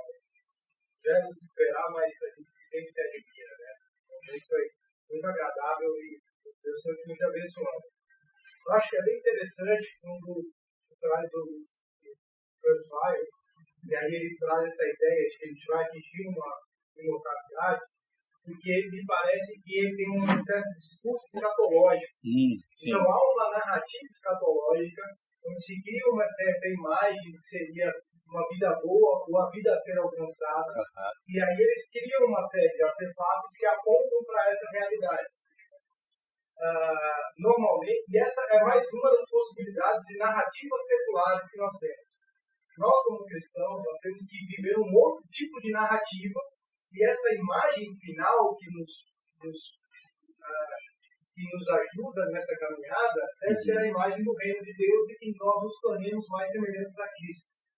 um ponto interessante é que nós temos que julgar todas essas narrativas seculares, porque elas normalmente não nos levam a Deus e não nos levam ao reino de Deus.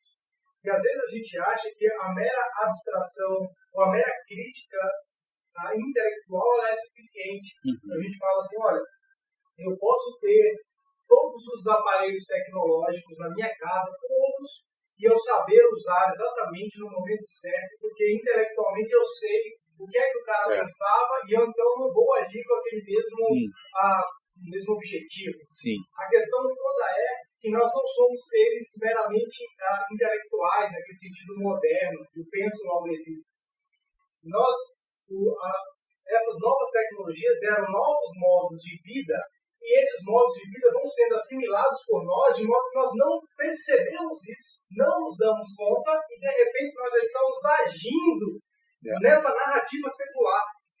Você entende Sim, isso? sem dúvida. Então é uma coisa que a gente tem que prestar muita atenção, porque às vezes a gente fala, não, eu sou inteligente, eu faço a crítica, mas nós já estamos operando sem que a gente se dê conta a partir da mesma lógica de uma narrativa que não está nos levando mais próximo de Deus.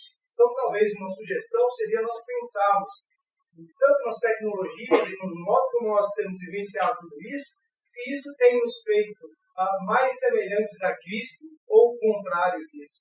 Se isso tem nos servido para, no contexto contemporâneo, a expansão do reino de Deus ou, na realidade, para apresentar um ser humano que procura mais um processo de autonomização sem Deus. Então, acho que esse é um ponto importante de pensar que a tecnologia, e pelo menos como o Kurzweil apresenta, é uma espécie de narrativa secular que tenta trabalhar com discurso escatológico e aí substituir o cristianismo. Esse é um ponto. E o segundo ponto que eu achei interessante é que há um certo paradoxo. Quando você falou sobre a diferença do machado e do smartphone, eu fiquei numa dúvida, eu pensei numa coisa, que é o seguinte: o machado é um tipo de artefato que nos faz ainda manter a relação com o real. Então, eu ainda vou ter que ir lá, vou cortar a árvore, vou cortar o galho. O smartphone, ele já quebra esse tipo da nossa relação com a realidade. Só que aí é engraçado que é um certo paradoxo, porque o que essas tecnologias querem fazer? Elas nos afastam do real, mas num processo de imitação ao máximo desse real. Você entende? Sim. Então, assim, a gente se afasta da realidade concreta e digamos que a gente aceita uma espécie de imitação do real. Aí o que eu pensei? Por que a gente prefere a imitação do real? Porque o real nos assusta, porque nós não temos controle sobre os acontecimentos que estão para além de nós. E a partir do momento que nós imitamos a realidade, nós temos controle sobre aquela realidade que nós imitamos, que é o nosso drama existencial desde Adão, de querer ter controle sobre todas as coisas e ser igual a Deus. Então esse é um ponto bem interessante, de que essa ideia de imitação da realidade e se amolda, é uma realidade plástica, as nossas exigências, é um processo de afirmação de um ser humano sem Deus, inclusive naquela que você colocasse das crianças e também do lar de idosos, essas questões emocionais de como ele se relaciona, é exatamente isso. Sim. Porque quando eu me relaciono com uma outra pessoa, eu estou sujeito a sofrer. Mesmo amigos nos fazem sofrer. E nós temos que estar abertos para compartilhar o sofrimento dos outros. Mas é muito ruim ter um animalzinho que ele não vai me fazer sofrer. Porque se ele me fizer sofrer, tem alguma coisa errada, eu tenho que dar uma atualizada nele, então troco com o outro, porque normalmente ele vai se adaptar à minha realidade. Não é normal ele vai querer me fazer bem, ou vice-versa.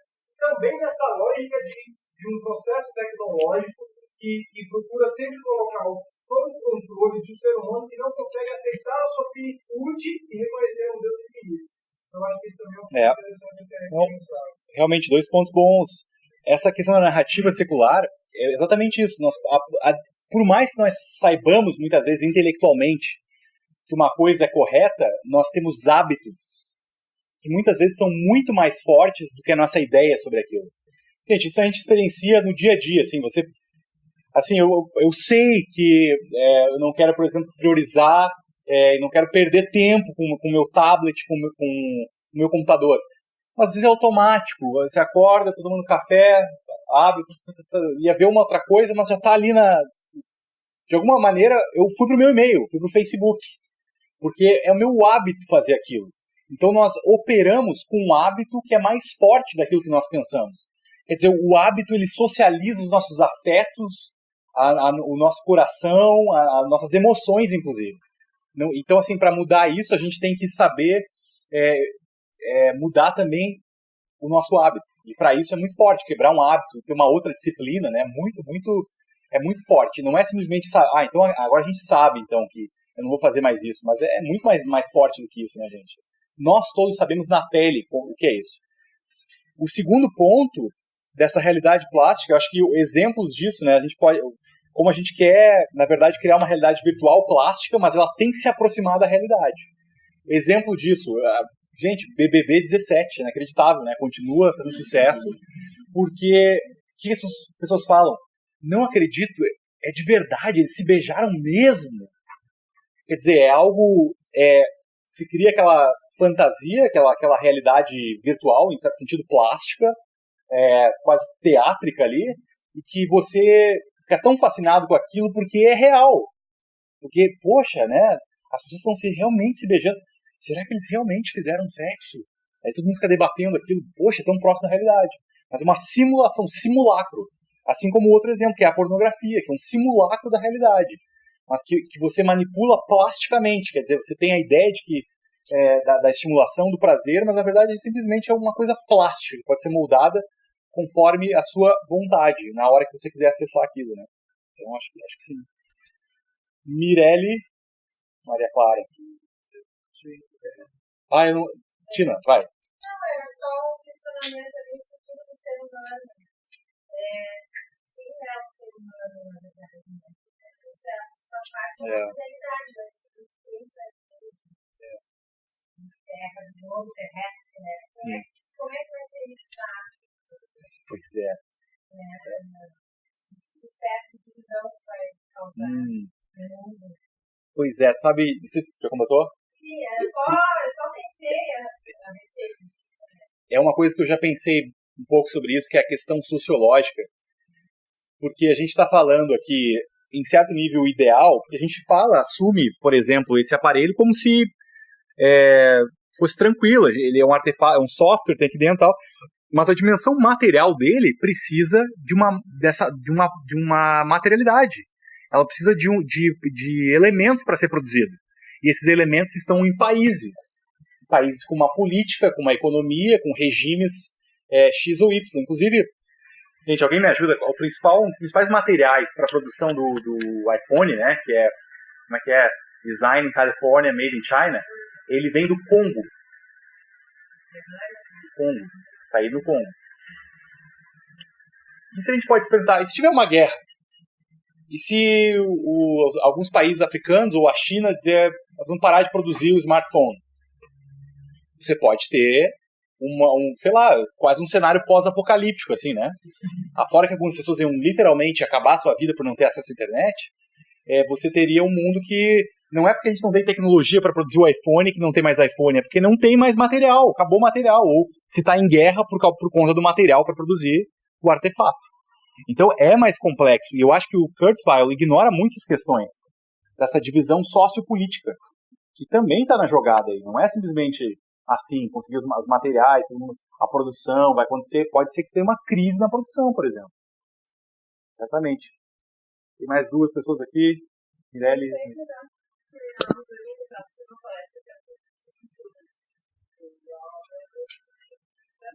Futurista, Eu escrevi uma palestra de um cara que estuda futuro. Que ele faz parte do grupo do MIT, que estuda, tipo, o que vai acontecer e como vai acontecer. E eu achei bem legal que o viés de pesquisa deles, que eu achei legal também, era no sentido social. A outra palestra foi nesse sentido. Que era, tipo, ele colocou os números de quanto que as indústrias entregam hoje nos Estados Unidos, quanto vão entregar daqui a 10, 20 anos, e quantos milhões de pessoas vão estar desempregadas com avanços tecnológicos. As pesquisas do MIT. E aí eles estão estudando o que vão fazer com essas pessoas. Aí tinha diversas indagações assim, deles do que vão fazer. Gente desempregada e já é uma verdade, eu acho, presente, né? Sim. Já vem dentro. E aí, daí tem vários, né? Falar, inclusive, tipo, as pessoas terem mais tempo para a produção cultural. É interessante, né? Se for procurar assim. Sim. Outra essa dimensão socioeconômica, né? E as desvantagens, os efeitos colaterais disso. Você produziu algo bom. Mas será que... Como é que a gente vai lidar, por exemplo, essa questão do desemprego? Tá, vai ter mais tempo para produzir culturalmente, mas é isso que a gente quer? Então tem muita coisa aí que você não tem como prever exatamente, né? Tem efeitos e o que a tecnologia ela vai dar e ela vai tirar. Eu acho que está conectado ao que a Martina estava perguntando um pouco. Realidade sociopolítica e econômica. Tem mais coisas aí para ser pensada, exatamente. Maria Clara?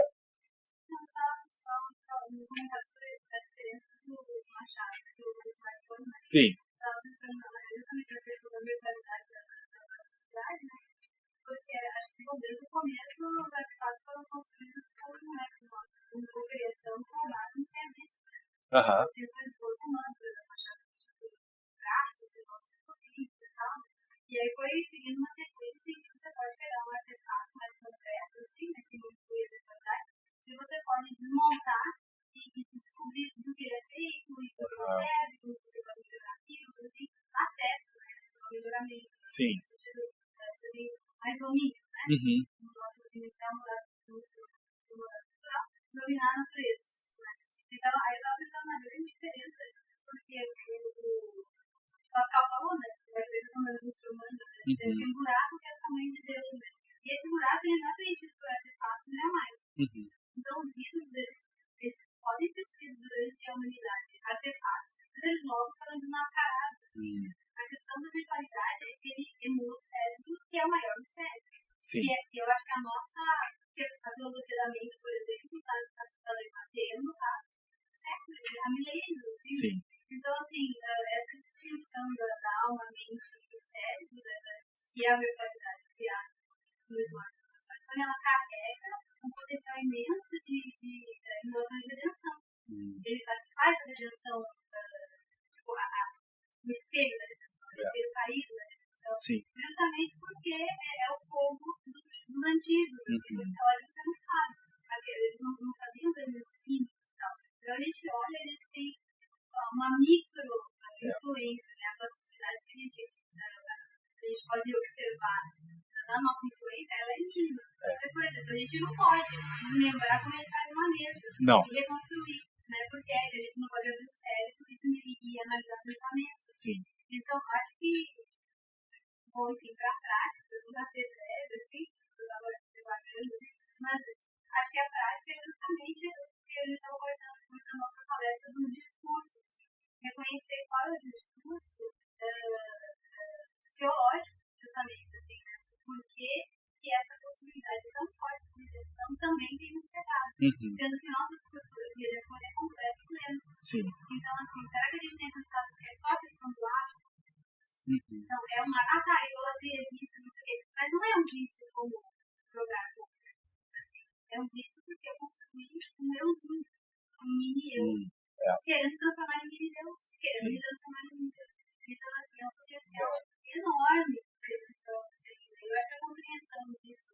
Então, acho que aí entra o legal da proposta do lado ali, que é assim, eu vou ver na Bíblia, mas não tem resposta sobre tecnologias modernas. Não fala de iPhone, né? Não fala de iPhone, não fala de iPhone, de inteligência artificial, né? Assim, dá para saber qual é a raiz dessa questão da inovação da direção, da questão do filho, por que eu quero escrever esse projeto minha, Sim. né? E por que o artefato não dá conta e não deu conta, e parece que essa discussão da tecnologia está sendo feita assim, bom, está dando conta. Tanto que as pesquisas dizem, olha, a geração Z, ela está bebendo menos, está usando menos drogas, não tem se levado em conta que as pessoas estão viciadas na virtualidade, no dinheiro, né, que até o lá do Narciso, lá de verdade. Então, assim, as pessoas estão se consumindo de uma maneira externa, assim, com meu Deus, mas o discurso está sendo comprado, assim, olha só, estamos conseguindo. Sim. Então, logicamente, isso é um jeito. Tanto para conversas com de fora, no sentido assim, olha, não conheço você, vamos conversar sobre quem você é, quanto conosco mesmo, assim, o que eu estou fazendo diante, por que eu estou conseguindo ter essa série?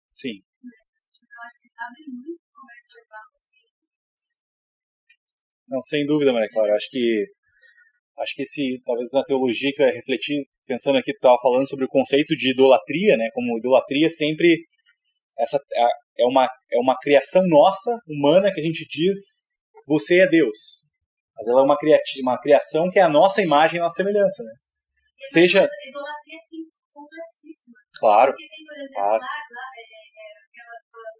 aquela passagem que fala assim, bom, você é tão ignorante que você vai pegar uma madeira, vai fazer um móvel, vai fazer um Deus. Vai adorar um Deus. Se você bate na madeira, você percebe rapidamente. Qualquer lei percebe.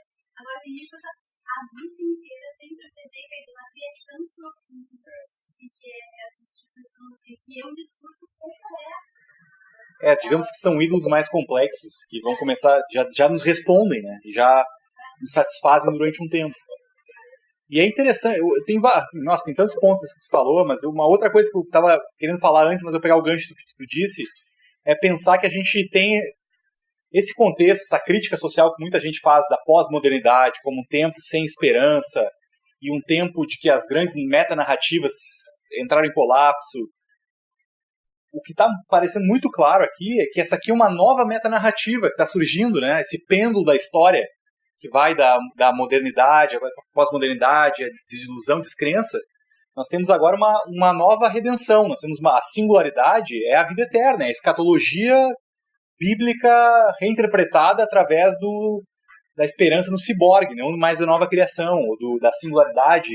Da singularidade, na verdade, seria equivalente à volta de Cristo, digamos assim, a completude do reino, aos novos corpos, a ressurreição, né?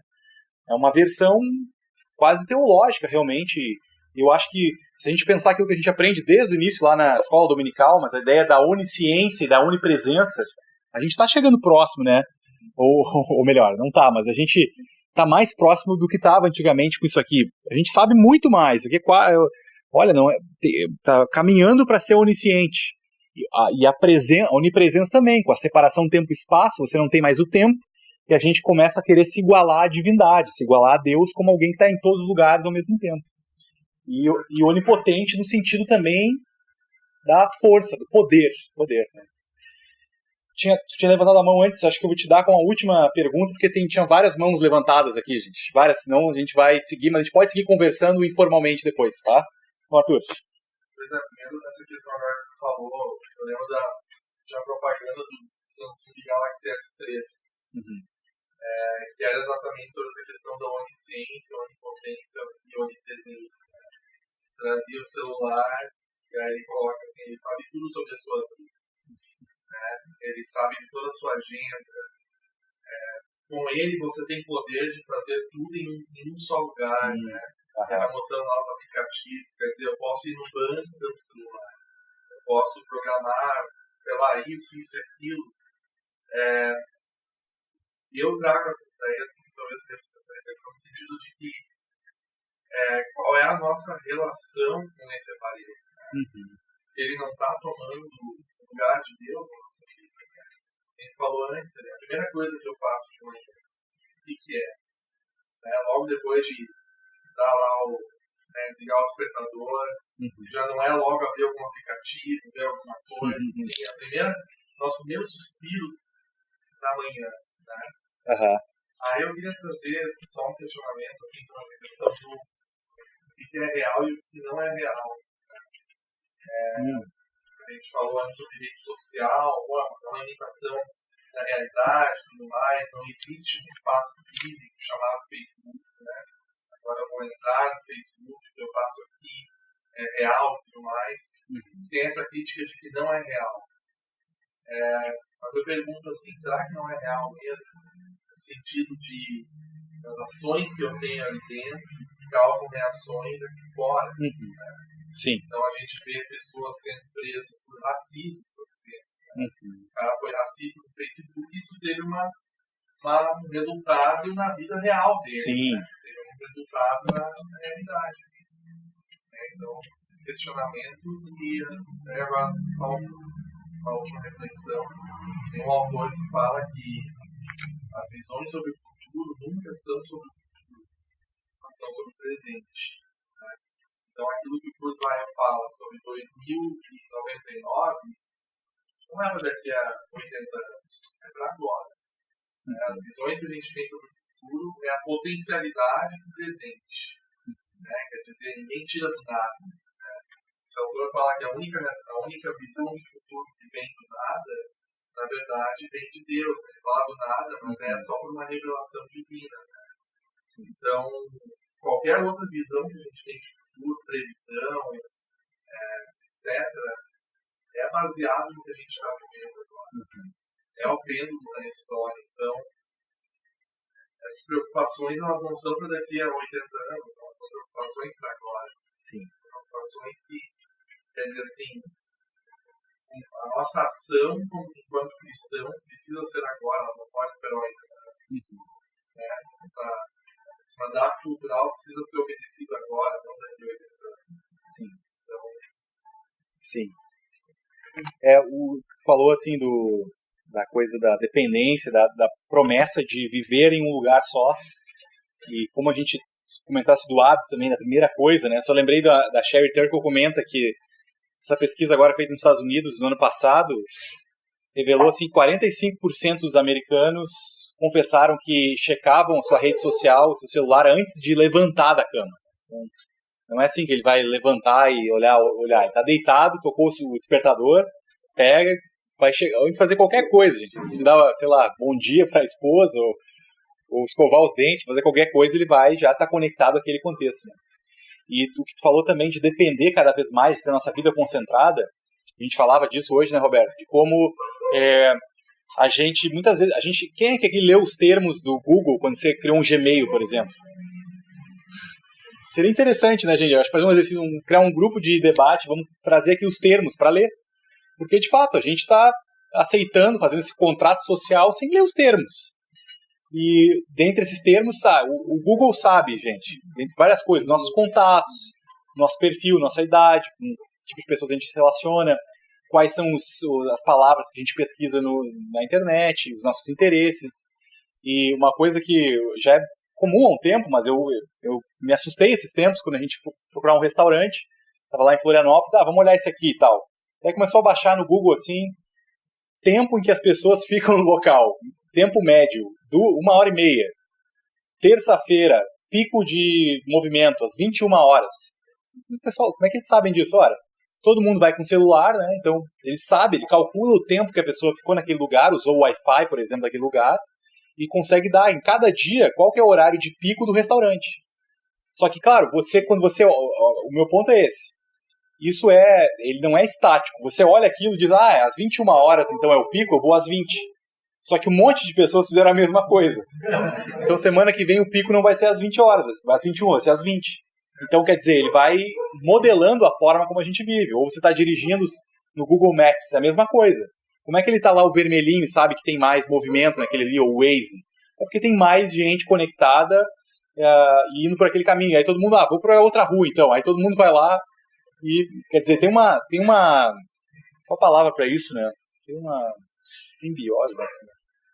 Tem uma palavra da biologia que acho que reflete isso, que é o termo de que é uma influência mútua, não é simplesmente estático, ele não te dá informação, é uma informação que está acontecendo e trocando, movimentando o tempo inteiro, né? Mas ele está influenciando a nossa vida quase como a divindade pré-moderna. E ele sabe, e aí assim, eu quase caí da cadeira, cara. Mas entra no Google Maps logado no teu Gmail, ele vai dizer por onde tu andou. Vai dizer qual veículo tu usou, que hora, quanto tempo tu levou para ir para o trabalho. É assustador. Assim. Então, realmente é a imitação perfeita de uma divindade. Perfeita não, é uma imitação de uma divindade. E daí, de novo, né, gente, nossa pergunta seria o que ele está dando para nós com isso, o que ele está tirando, o que a tecnologia está fazendo, o que ela está desfazendo. É uma vantagem saber que, em média, as pessoas levam 15 minutos do ponto A para o ponto B? Posso me programar e tal. Mas o que isso afeta, o que isso tira da nossa vida, nossa experiência como ser humano, como sociedade, como comunidade, né? Enfim. Bom, pessoal, encerramos por aqui a nossa conversa, porque eu sei que já está há muito tempo sentados, preciso levantar um pouco, esticar, e como o Daniel falou no início, né? Fiquem mais um pouco para comer ali um bolo, um salgadinho, tomar uma água, um chá. Quantos querem levantar e quantos querem continuar? Não, eu sei, Fabinho, eu sei que o pessoal, alguns continuariam, mas é só pro respeito a todo mundo que... A gente segue conversando aqui no informal, né? E reforçando, gente, a ideia é que as reuniões continuem durante esse ano, tentativa de ser mensais, o pessoal que veio pela primeira vez sinta-se convidado a voltar, outros temas, outros palestrantes, e a coisa vai acontecendo. O pessoal perguntou, e aí, vai rolar um live da palestra? A gente está resistindo ainda ao live. Mas, porque tem uma coisa até nisso, gente. Quando a gente diz, olha, vai ter o live, talvez alguns que viriam aqui hoje não viriam, assistiriam de casa. Não, mas é só aqui. Oi? Só passa aqui. Como assim? Vocês nós lá. Entendi. Mas eu tô comentando agora se a gente fosse transmitir essa palestra. Vocês transmitindo lá fora. Quem sabe? Quem sabe. Então tá, gente. Obrigado.